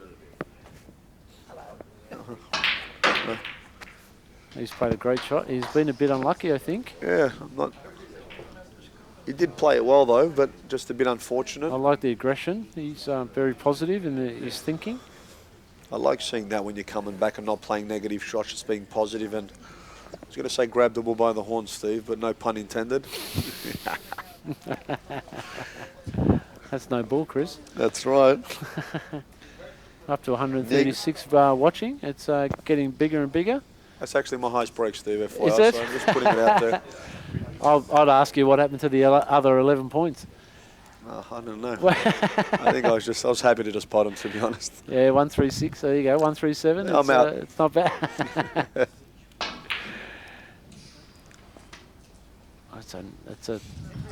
was a tough one to take on. That's a big. Now he's one good pot away here, Steve, I reckon, and it's... I'm not sure if he played the right shot there. I don't either, because he's given him a chance to come. It's almost like a free shot now, isn't it? I think a controlled safety would have been better, but this is not easy at this stage of the match. He's going to get it. I just, the way he's looking, I mean, he's overhit a little bit, but the way he's looking when he's getting down, I've seen Steve play for so many years, I can pretty much see if he's going to get it. Yeah, this is tricky. It's a cut black. You've got to go in and out of ball. Possibly off 2 cushions past the yellow, maybe in between the yellow and brown. I think in between's probably was going to try to go, but it's not easy, is it? It's actually a little bit of a common shot. I think the pot's probably a little bit harder than the position. Yeah, snooker players tend to play this shot a fair bit, so that the gap's not that It's small. It's kind of a natural angle there. Yeah, I think he screwed it with a bit of right-hand side. It's a lot easier from where we're But sitting. it's still a great shot, yeah, absolutely. Never missed that shot from Execution. here ever. Not yet. 21 the difference. I think that's Bobo behind me. And got him. I know the boys so well. Felt like a heavy hand.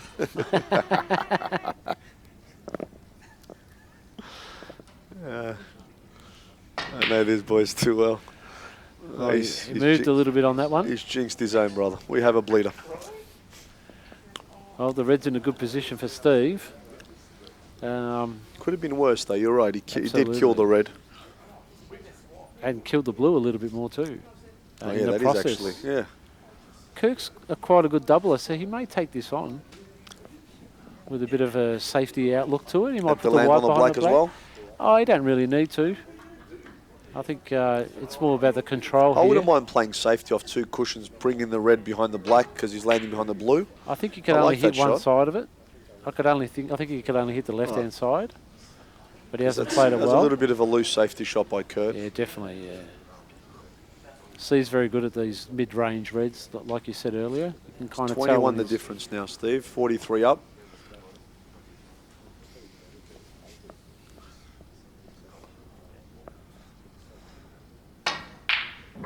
He's just staying down, Steve, queuing through, and when he's doing that, he's so dangerous.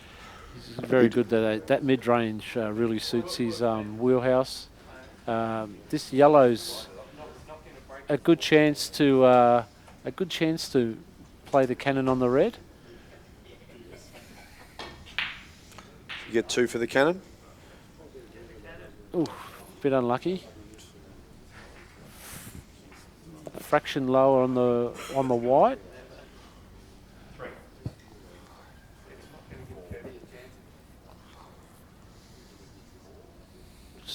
Chris, we're up to 143 people watching. It's great. It's growing all the time. That's fantastic. It's 4 off your highest breaks, Steve. Yes. Oh, he's not going to be happy with that. So now the red's over the hole, the blue's into play. That's going to be the shot. That's going to be the 24 the diff. I don't think you can move it here. It's quite thin, the red. Yeah, I don't actually mind the green moving the blue and landing on the brown. Yeah, you can do that. Because I think it's you pretty much hit it, you're safe. You land on the brown. You're going to finish on the brown more than likely. Yeah, it's pretty unlucky not to. Half ball. Or probably get on a high value colour here.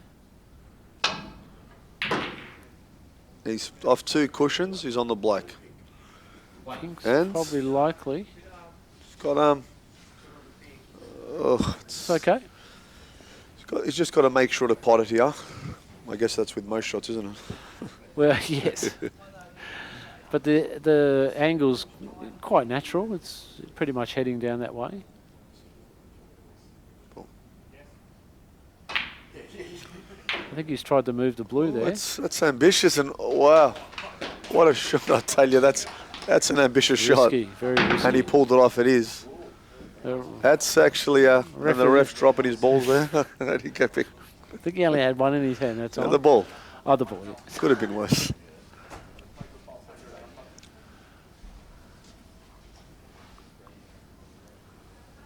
It's all about the position from yellow to green here. Some more good feedback, Steve. Really good listening. It's like Joe Johnson and John Virgo. We're not that old, but thank you. I want to know, do you think I'm the Virgo or the Johnson? I like to think I'm the Johnson. The 86 world champion? I don't think so, buddy. Look, we both won the Victoria Minors, Steve, didn't we? Oh, that's right, yeah. I beat Robinson, actually, in the final. I beat Joel Younger when he was about 3. I say Mark Robinson. No one they go Robinson. That's right.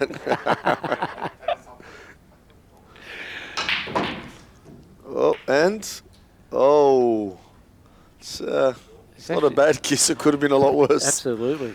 But this You can dolly it in off 2 cushions, He's- make a confident pot. What do you do? What would you do here, Steve? Oh, yeah, it's 2 cushions. I think he might... More confident? He might bring the in-off into play in the opposite pocket. Play a little check side to come off the 2 or dead weight. Yeah, it's a tough shot. It's tricky. It's tricky. I'm not sure what I'd do. I'd probably go off 2. I would too. If I'm flying, I might dead weight. If I'm not, I'd come off 2, Yeah. depending on how I'm feeling. Because that was a tough shot, playing it with a little bit of check side. The in-off's on too. And what's he got? It's a snooker. Whoa, he's played the weight pretty well there, Steve. He knows the pace of the table. Yep.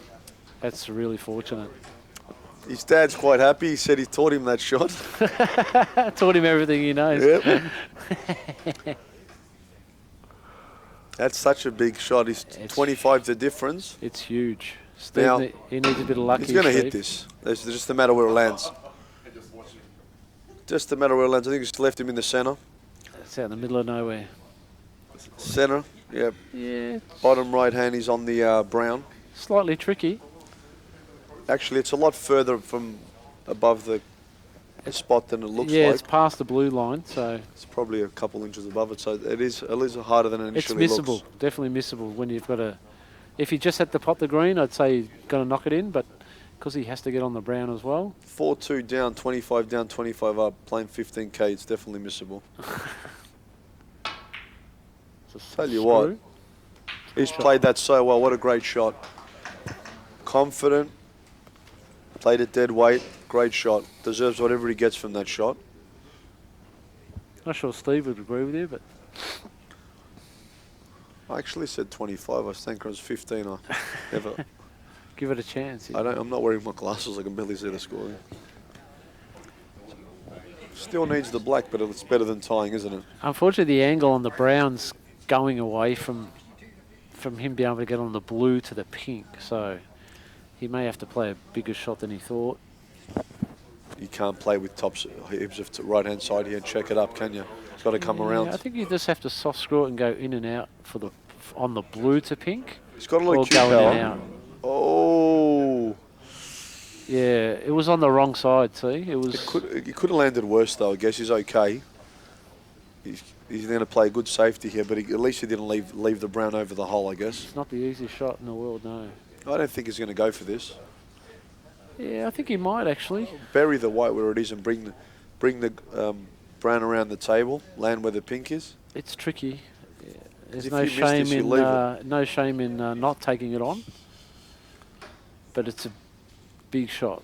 I'm pretty tang, but I'd say the safety's the order of the day here. But we'll see. Almost guaranteed to be on the blue, but he's playing. Looks like he's playing the safety. As I see, I think behind the pink. It's a So great Les, shot. there's another one we called right, mate. There you go. I would have played it the same, but probably left the brown a little more snookered.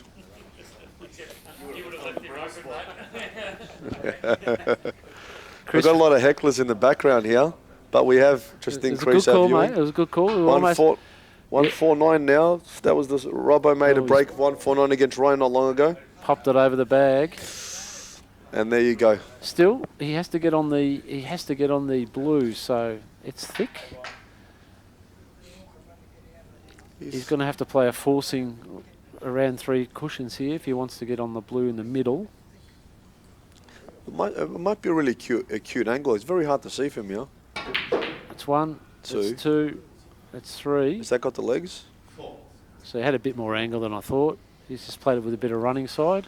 Oh, so now, pretty much frame ball. We've got 149. There's 100. Oh, 146. Yeah, 3 have just gone for dinner. Hopefully they're back soon. Try to get up to 150. Oh, this has been a massive frame now. It's 5-2. I don't think Kurt's over yet. He can still come back. Be handy if he pots this pink. He's got it. He's got it. Never in doubt. 5-2. Best of 11. Steve's looking strong. Let's not talk about him. He's coming out. Yep. We'll stop talking because they're about to come out. So, Steve, overall so far, Yeah, good great standard. match. Yeah, absolutely. There's not a hell of a lot in it. The scoreboard looks like that, but Yeah, I think probably a bit closer than what people probably think, maybe. It's true. It's been some great snooker, great tactical play Yep. by both players. Absolutely. And yeah, well done to everyone who competed in the event. As I mentioned earlier, Joel did win the 147 event, so congratulations to Joel. On all accounts, all the players have had a great time.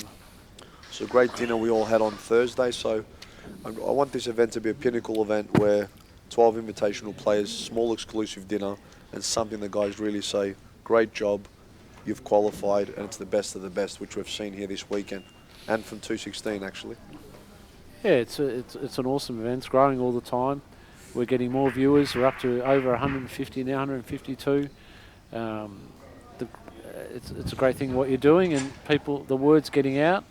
Snooker hasn't been on TV, and tomorrow morning, you've got an interview with the Tuesday morning. Tuesday morning, on national TV. So, it's small steps, and it's great. But thankfully, it's growing. Hopefully, we can get some juniors back up to a healthy number. So we've got. We will, and look, as I say, I'm actually speaking in America, and I'm very excited to do it in front of 3,000-4,000, which is why I'm going overseas. Take always one step ahead, one step forward. Doesn't matter how small. If the sport can keep going forward and we can build that momentum, we're going to keep going to the next level. And I can see snooker heading in that direction collectively. Those steps get bigger, they become consistent, and year in, year on, we're growing, and I'm excited for 219. You mentioned juniors, which I think is the grassroots of any sport, and I've mentioned that before, and female. So I want to get behind those two next year in addition to what I'm doing, but grassroots is always the bloodline of any sport, and I want to see the next Neil Robinson come through. Absolutely. Surely he's out there, and he might be 10 years old. Who knows at the moment? I hope so. We've got to look for him. We've got to find him and put our efforts in to help him grow as a snooker player. And guys like Steve Mifsud started when they were quite young, 8 years old I think he was. Guys like Neil, they start quite young, and we have to get them young. It's tougher these days because of technology, and they're always on their phones, kids these days. And but surely we've got 25 million people in this country. Surely there's more great snooker players out there. I have no doubt there is, but it's like you said, you hit the nail on the head. It's actually just getting our game good exposure to get it out there. It is a gentleman's sport. It's a sport that you'd be proud for your kids to play. You just need to see the snooker community, how tight-knit they are, and they're all respected. It's a great sport. A lot of sports people talk about it. Ian Chappell says it's the gentleman's sport, and it would be a sport that any parent would be happy that their kid are playing. Absolutely. My son's got no interest in it. I took him once to the RSV, to this club. He had a couple shots. He goes, "No, I'm not playing." I go, "All right." So it's a bit impatient like you, Chris. No, he likes his video games like me. Yep. He's impatient as well like me, but he didn't have any interest in it. So I want him to do something he's passionate about, because it's half your battle, no matter what you do, sport or career. If you're passionate, you can go through the bad times. You can work extremely hard to become competent at something. So yep. I want all my kids to pick something that they're passionate about. Have you ever heard of the 10,000-hour rule, Steve? Yes. So basically that's how long it will take you to become an expert at something. If you don't love something, it's very difficult to put those 10,000 hours in. Done a few of those 10,000 hours, I think. I've been studying the book actually for Malcolm Gladwell. It was actually released 10 years ago, almost the day, November 18th, 2008. He mentions the Beatles in there, Bill Gates, and for those who don't know, if you put 10,000 hours into anything dedicated properly, you become an expert in any field, and that accounts for sports, is what he prefaces in the book. And it's really interesting to know that's actually a thing, and that they analyse people on that. It was interesting to me anyway. Yeah, absolutely. Yeah. It'd be scary to think how many hours we put into the snooker table. I can't even remember. I know I've done 10,000. I started when I was 21. At Brunswick Club, so I don't. It's a long time ago, Steve, wasn't it? It's a long time ago, Chris. 29 years, and loved every minute of it. Wouldn't change anything. Great shot. Yeah, he's a great doubler, isn't he? He come from a pool background. So you never showed him that, did you? No. Yeah. I don't play many doubles. That wasn't one of your strengths. You had many, but I wouldn't say that was one of them. I prefer to drink a double as opposed to play one on a pool table. But that sounds fun. It's a nice shot. You know what? For the Kurt fans, I'd like to see a couple more frames in this match. Yeah, he's a good kid. He's a nice guy. He's a class act, and he is the first Tasmanian-born professional they've ever had. I mean, they had James Giannopoulos, but what's his surname, Steve? Giannopoulos, I think. Giannopoulos, but he was a Tasmanian boy, but wasn't born there. He's the first born Tasmanian professional snooker player. Looks like Kurt's gone all out and just trying to be pretty aggressive. Played another double, even though he's going to leave Steve on a red into the centre. So it's all a bit of all or nothing happening. So do you agree with that approach, Steve? Yeah, absolutely. I think Ben Foster had it earlier today in the semi-final when he was 4-1 down. And to be fair, he should have went 4-all. He had the momentum and missed a regulation blue, not needing to get on the pink against Steve in the semi-final earlier today. So, yeah, it's only one way, isn't it? I spoke to Ben about that, and look, he's a young up-and-coming player. I was very happy to see him in my event. He's done very well in a lot of events this year, so he's definitely stepping it up. His coach, who I speak to, Roger Layfield, who's in Hong Kong, who's trained a lot of players, says he's going to be a tournament winner here. But he said he didn't have clarity on the shot when he played it and just missed it, and it cost him. But we're all guilty of doing that somewhere or another. He normally plays it with a bit of left-hand side to check it up on from the pink. He never needed the pink, he said, and then when he got down, he thought, I don't need it, so he changed his mind on his shot, hence why he just missed it. But as I said, we're all guilty of that. He'll definitely learn from him and come back a better player. Yeah, absolutely. Meanwhile, we're back here. Steve's on 9. Good opportunity. The balls are quite loose. Yeah, he's got like a good 4 or 5 reds there, hasn't he, before he gets into trouble? Yeah. And he's cued that really nice. Landed perfect too, so. He needs to get back up there to the top of the table if he can. I think he's 3-4 shots away, isn't he, from that? No, a couple. I think if he gets good position on one of the bold colours, those 3 reds on the right-hand side are not too difficult to get on. And they open each other up when you pot the bottom, aren't they? Absolutely, yeah. And it's quite a common area.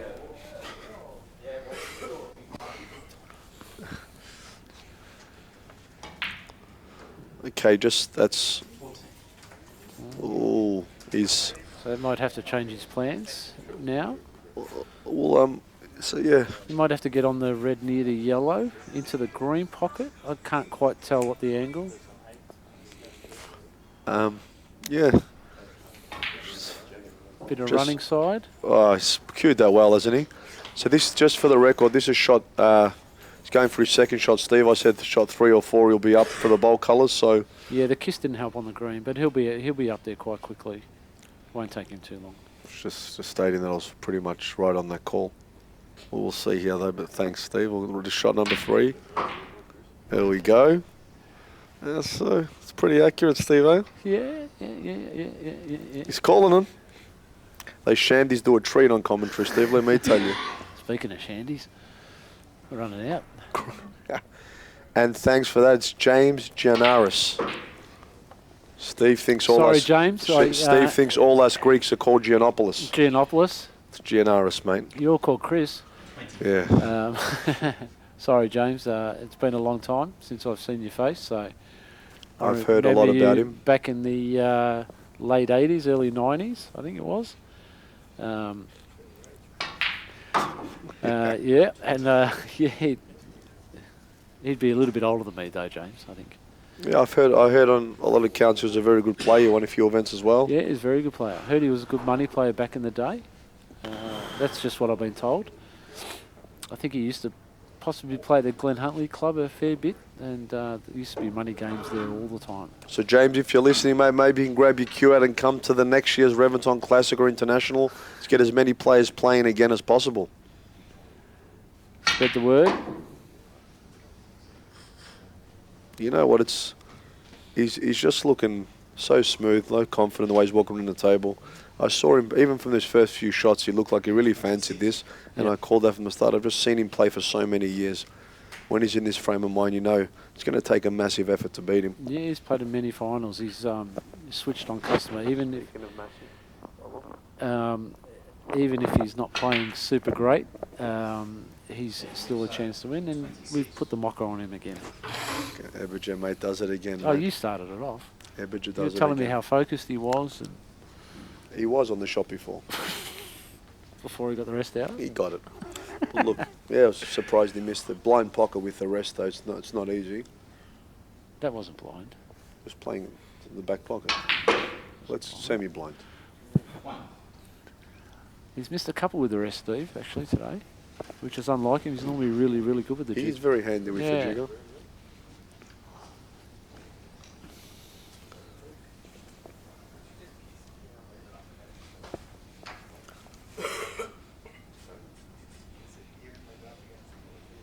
I'm actually excited for one of these boys taking home the 15K.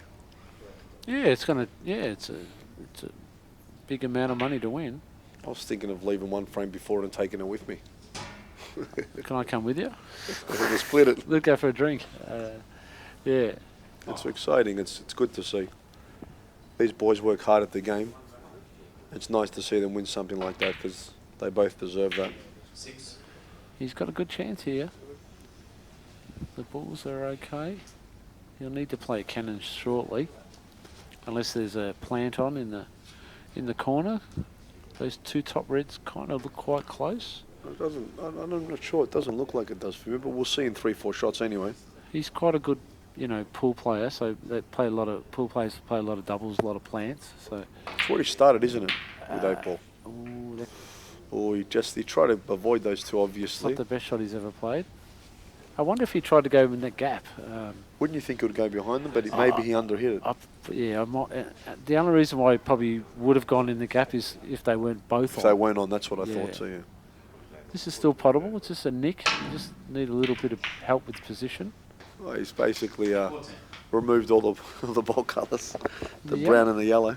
Actually, yellow's not too bad if there's a red on.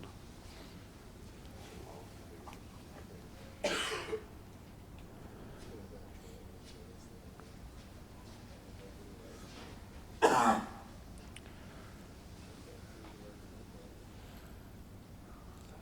think he's trying to screw around the angles off the green, the bottom and side cushions here. Yeah, it's Yes, it's very difficult to get away from the brown.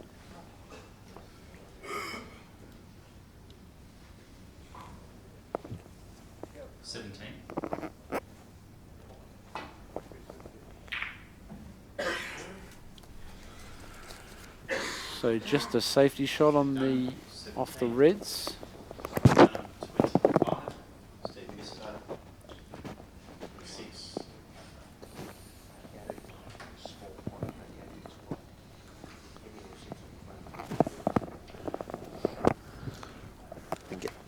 Get whatever age you want as well. Steve contemplating just putting the wide on the top cushion here, I think. So sorry. It's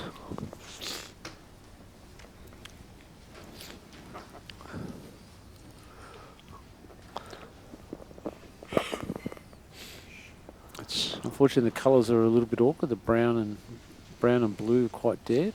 You miss one or two shots of the colours, and then the frames have the tendency to do that, yeah? Yeah, it can drag out a little bit, but thankfully the pink and black are still free. I think Kurt's going to have another double at this one. Tell you what, he's a doubling machine. This kid, he loves it, doesn't he? Yeah, I think he's just gone all out. I think he thinks, well, there's no coming back, so I might as well give everything a dig. I'm a big fan of that approach because if you're going to go out swinging, Yeah. why go out negative? Stephen Henry was always a big advocate of that. If he wants to go out with a positive shot as opposed to a negative safety, and I think personally that's how the sport should be played. Yeah, And I think what he actually said is, I'd prefer to lose going for a pot Yes. than playing a safety, not a negative safety, because safety is part of the game. Sorry, you're correct, but the think he's missed principle that. though is, and I'm a big fan. Yeah. I'm going to go for it. I'm not going to die wondering, which I think that's the way the game should be played, personally. Absolutely, yeah. It's better to play. It's about potting balls, isn't it, really, in the end? It's about knowing you went down, giving it a swing. That's not, right. Oh, I played the wrong shot. That would kill me more than losing the match, actually. We just decelerated a little bit on that, and hence he didn't get the proper screw back on the white. So I'll have to just basically pot this pink in the centre naturally, or possibly take it down the end into the yellow pocket.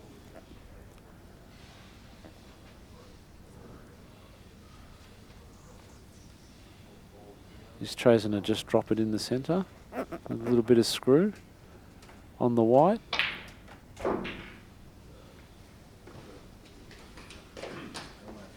Good positive shot. He sort of, gave it a bit of force into the centre. If he misses it, he's in trouble. Absolutely, but so it's always always puts more pressure onto it, and it gives a good chance. He's got 3 reds here that you think he's going to at least get, and the one on the rail is the one where I think his first trouble ball. But he still needs to pot him. But he might like the double on the red on the cushion.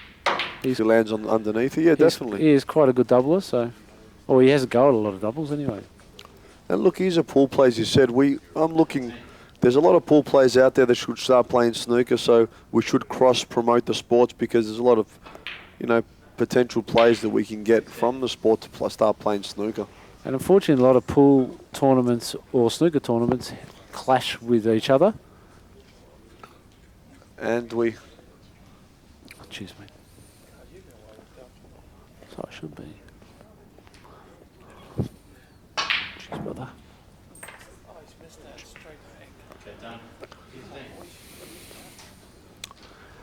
Unusual for him to miss that shot. It wasn't too much of a forcing pink.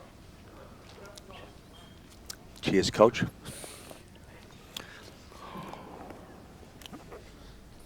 Just having one more drink before this concludes, I think. It's definitely been fun commentating. We're actually on a 147. 147 viewers watching now. Steve's highest break in the lineup. Yeah, in the lineup. No, he had made 147 against Kathy Howden at the RSL Glenroy. in Glenroy. Yeah, there you go, correct? Ooh, and the worst table. One of the worst tables ever. But yeah, no cloth. Remember that, Steve. There you go. Yeah, it was a good feeling. Well, I'll take your word for it, Steve. My first and only one, and that's all right. I don't mind just making one. We've got one maximum between us here in commentary. So we're doing pretty well. We've got 2. There's one on the screen. I'll take that one. So this is a big shot here. It's it might look like an easy red to a lot, but position is key. Yeah, because that is a tricky red where the pink one is. So he wants to get a good angle here. It's in a good area where it is. To land it's further down the cushion. When you get a red in the middle of the cushion, it's a little bit trickier. But when it's further down, your margin...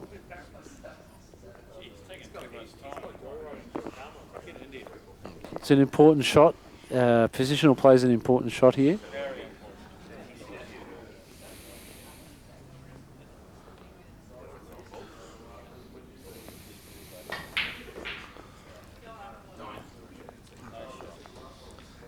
That's pretty good. With a bit of top, maybe a little bit of side to come maybe. Behind it? Yeah, maybe. Maybe a little bit of right hand side. I think it's a lot higher than it looks on our screen, Steve. So I think he's definitely going to need side if he's going to bring it across. So you've got to possibly play the cannon at the pace to put the red over the pocket, not just hit it hard. A lot of people just hit these hard. You probably want to play the cannon on the red. Judge the weight as well. Judge the weight as well. Yeah, that's important. You can't just thrash at it or just try and move it. You have to have some sort of plan. Plus, if he hits it too hard, and he misses it, misses the actual cannon on the red, he might snooker himself. Looks like he's putting a little bit of right-hand side on it. Yeah. Oh.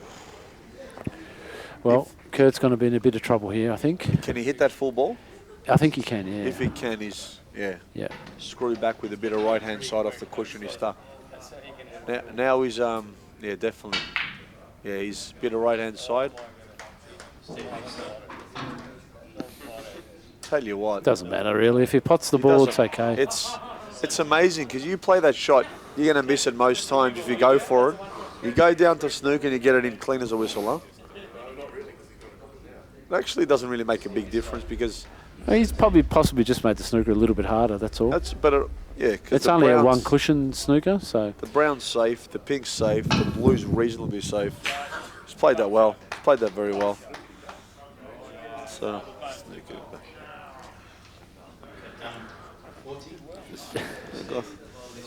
He's actually played that very well. He's put good distance between the balls. Obviously, he hit it hard, but... I think he'll still take it on being the brown, being safe. I've no doubt he's taken this on. Come off too... No chance. It's too far apart. But if he's gonna play this pot off 2 cushions to land on the green... It's a stun shot, really. It's not. Bottom You don't right. really have to force the white too much. Yeah, bottom right, off 2. And he's been very fortunate there. He's played an Ebinger special. Wow. Trusting to luck here a little bit. That's a good result, though, isn't it? It's a great result.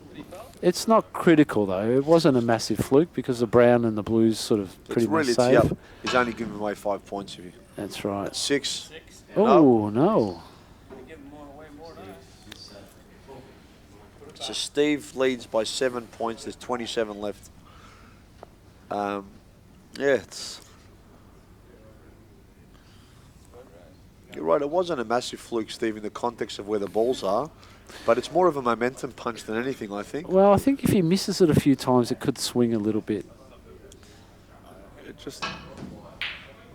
Oh, he's got it. He's got it. He's flipped. Oh. It's... Would have been pretty fair if he actually flicked that yellow. It wouldn't have, yes, again, it wouldn't have made that much. He's got a lot of work to do here.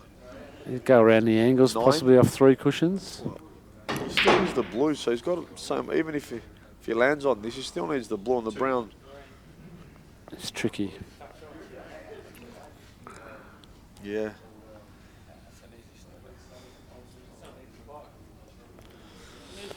Yeah, I'd probably possibly just cash the... It's about half ball, the green, maybe a bit skinnier. But there's no position on the brown, so... It's perfectly over-nicked. I was going to suggest the over-nick. I was too. Get the white behind the black, maybe. And the reason I didn't suggest that, because if you miss and you leave the green near it, maybe it's an opportunity to come behind the blue. That's what I thought. This is a good chance to get the snooker. That's why I didn't mention that, because I thought... Could be off 4 cushions. He's actually hit it a bit thick, I think. Oh. Yeah, he hit it a bit. He hit it a fraction thick. That's Main all. thing there to protect the object ball, though, is used to teach me. Yeah, I would have played it a lot thinner, so the green stops, the blue stops the green from moving. So it kind of kills it Just there. kill the green, yeah, yeah. Because it's, I guess it's easier said than done, but that's the main objective in that shot. Yeah, kill the object ball. And I think you can see it. Can he? I think he can. He might. Again, hard to see from this angle. From that angle, you might put the brown behind the black or on top of the on the top cushion. I think you can only hit the right hand side of the brown. If you can do that, you can put the white back where the blue is. If he can do that, try Yeah, to kill get a bit of balls. both. No. Oh, he can hit that Didn't think side. he Sorry, could. my apologies to everyone. And he's 12-point to diff. So look, it's this ball's massive. If Steve can get it, he only needs the blue. I'll be surprised if Kurt takes it on. Play the safety off the cushion behind the blue. It's not a hard snooker. I thought he would have went the other way. Yeah. But obviously he thought this was the right shot. Just a fraction thinner and he would have been okay. Didn't play it the best, unfortunately. Yeah. I think Steve might have a dig at this, and it's pretty natural to be on some sort of shot on the blue. Tell you what, he's... I'm surprised he screwed it in. How do you feel? 15K to pot of blue, Steve? Is he on it? I'm not sure, mate. He's on it, at least from up top. It's 3/4 ball against the nap. It's not as easy. You kind of... It's a tough shot. Tough shot for 15 Would any Gs. shot be easy for 15 grand? Well, Maybe drachmas. he's knocked it And straight. wow, what a great shot, mate.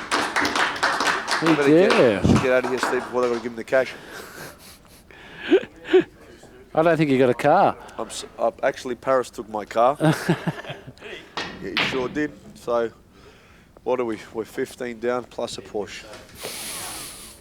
What's a Porsche worth? 350 No, these days? No. no, that one was 317. Oh, got ripped off. We didn't get all the extras. No aircon. No spare tyre. Yeah. So 3 wheels only.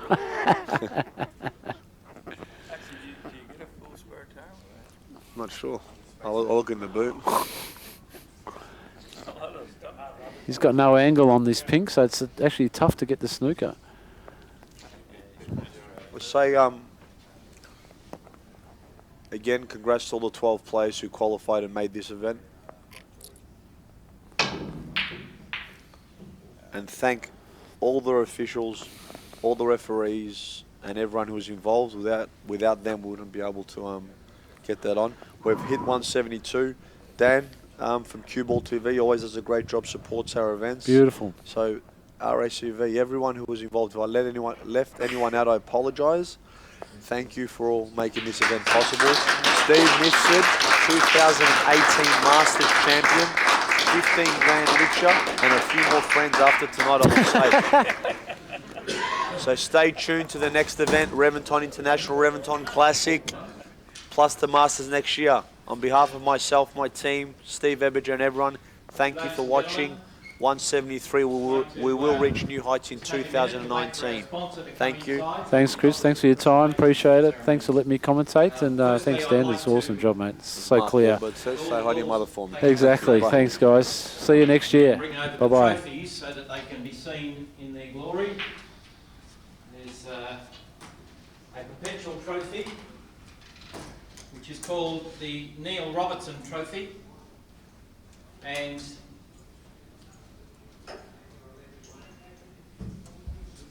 it's for the Reventon Snooker champion, so the Reventon Masters winner for 2018. On the back of it, it has a quote. Comes from Clive James. It says, "Whoever called snooker chess with balls was rude but right." It's just a reference to the fact that there's a great deal of self-belief, a great deal of courage, a great deal of nerve displayed by people who are successful at this game. They do extremely well to be able to perform under the pressure that they do and to provide the satisfaction that we feel when we watch such exquisite play. Snooker is an amazing sport for its physicality and its artistry. It's quite magnificent to watch people who play the game so well. Could I have another round of applause, please, for our two players?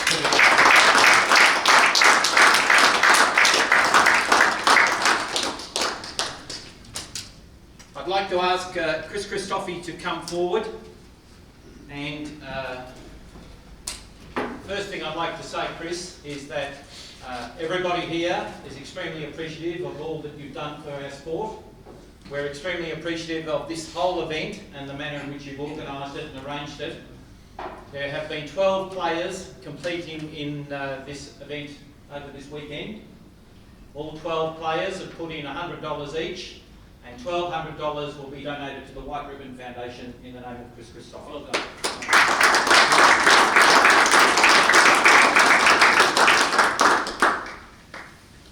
There are a number of prizes and things to be given out. What I would like to do is to firstly introduce you to the runner-up in the 2018 Reventon Masters for 2018, Kurt Dunham.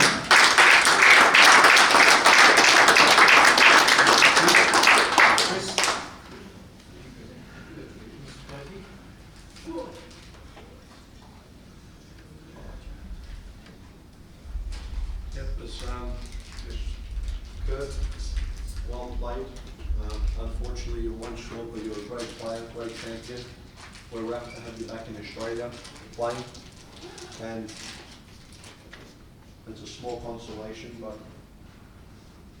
there's also a certificate in here which you can use at any stage to purchase an investment property. For all Reventon Triple Crowns event, this is for the value of $10,000, which will go towards any investment property for Reventon for yourself. So well done.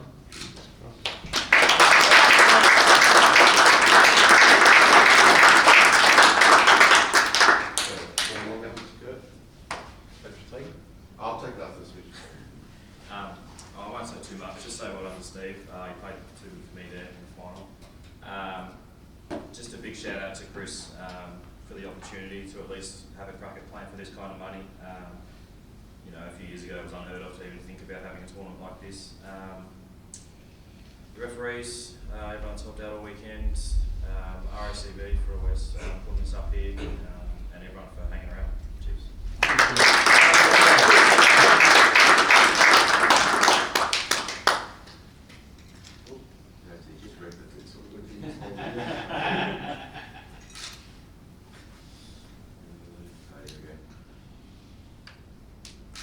And one more.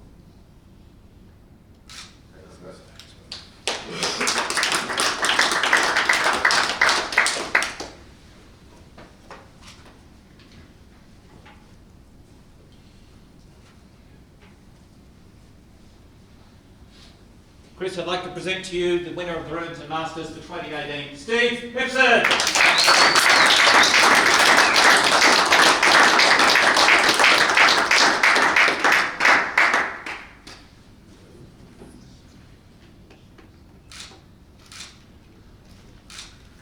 You can use the flash now. Yeah, I thought so. That's the quickest check in history, Steve. You can cash it. There it is, mate. That's how quick it is. I think there's nothing in there, but there you go, mate. So it's pretty quick. So well done, mate.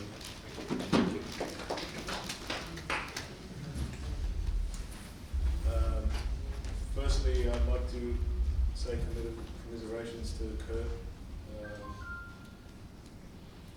I can actually say I know how you feel, and I know exactly how it feels because I was runner-up in the Australian Open last year and runner-up in this tournament. So don't worry about it. I know it's hard. It's hard right now, but you got so many years ahead of you and great family behind you, and I'm sure you're going to go a long way.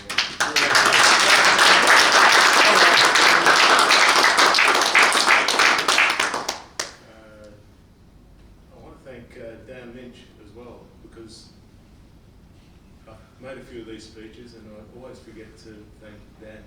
And I've had people from England tell me how good the stream is and what a professional job he does. And he doesn't get paid heaps of money to do these tournaments. He sits there all day. He just loves the sport. He's got a lot of passion for the sport, and what he does is absolutely fantastic. So. Big well done.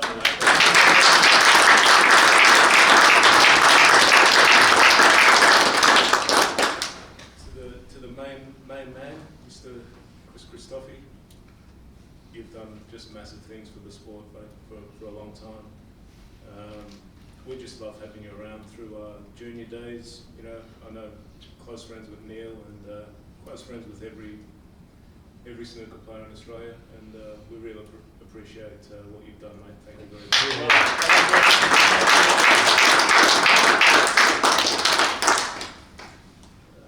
To Paul, fantastic, so professional in everything you do. Ran the tournament really well, and he just president of the BBSA and runs most of our tournaments as well. And you do a hell of a lot of work, Paul. Thank you very much.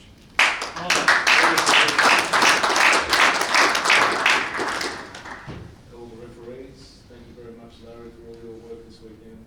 Thanks, Brendan, for doing the final. Georgie, fantastic. Thank you to George, my good friend, for doing the photos, and yeah, I'd just like to dedicate that to my mum, who's yeah, she's doing all right, but this is for her.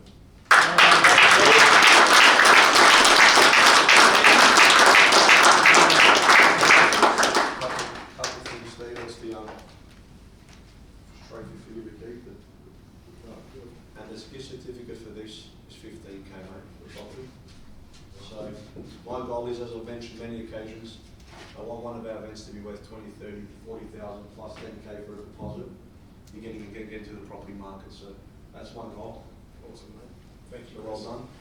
Fantastic. Well done, mate.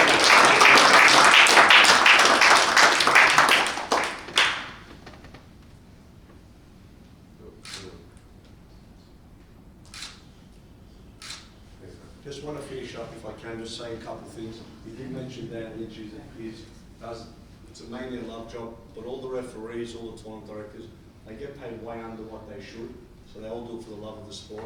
We couldn't do it without you guys, so thank you very, very much for your contributions, George, for taking great photos, and collectively pulling together. 2019 is going to be a really big year for our sport. It's going to keep growing. Thank you everyone that helped me. Well done on winning the matches while you played, which was really good. And Paul, for all your efforts for this year. Thank you everyone for attending for this great event. Looking forward to a big 2019. So on behalf of myself, my team and everyone from Reventon that came down, thank you. And thanks everyone for coming.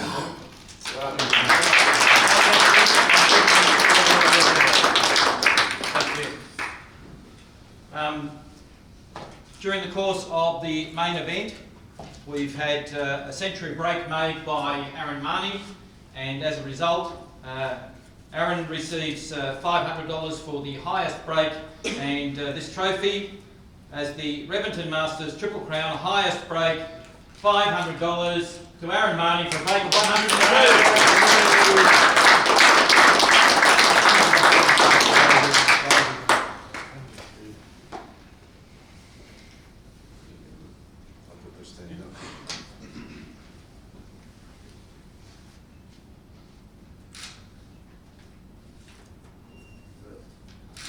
Also the inaugural Reventon Classic winner this year as well. Well done. Thank you, Aaron. Aaron? Thank you.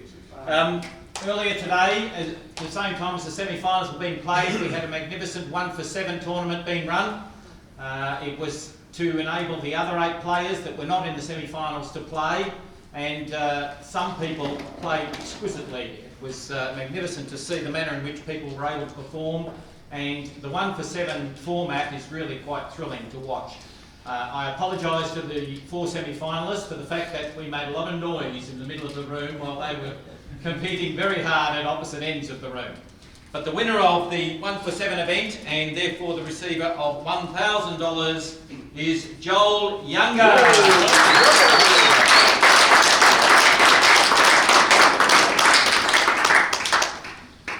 Well done, Joel. Specialist. Yeah. Last year too. Yeah. He won a lot. Yeah, true last as well. I did. Well, there you go. I'll just make a quick little speech. I just want to congratulate Kurt and Steve. Steve's played really well in the final, and Kurt's long potting all weekend was fantastic. And congratulations to Steve. He's a champion guy on and off the table, and we all love him. And likewise with Kurt. And I just want to thank Chris Christophe on behalf of the players. What you're doing for the sport, Chris, is incredible. Like, to have the opportunity to play in a tournament like this is, like Kurt said, was unheard of, and what you're doing for charity and all that sort of stuff is quite inspiring. So thanks very much, Chris. Thank you.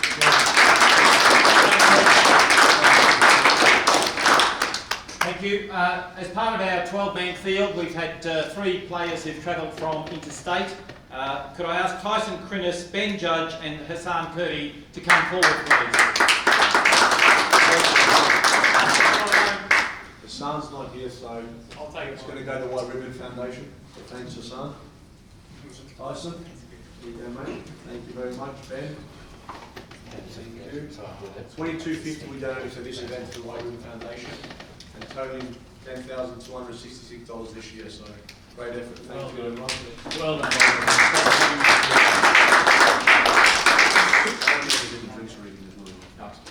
Thank you very much, ladies and gentlemen. We've had a fantastic weekend. We have thoroughly enjoyed your presence here today. Thank you very much. We hope to see you again next year. We hope to see you at as many snooker events as you can possibly attend. I'd like to pass my own personal thanks on to Dan Lynch, because when we turned up this morning, he was actually an hour earlier than he needed to be, which shows dedication to duty or somebody who misread the timetable. Either way, we're very lucky. The Perpetual Trophy here, Steve, if you can get some photos with the Perpetual Trophy, that would be great. And the carbine bar is closed, but could I invite everybody who's able to come upstairs, and we'll meet up there and see if we can have a drink together. Thank you very much to everyone for a very successful evening.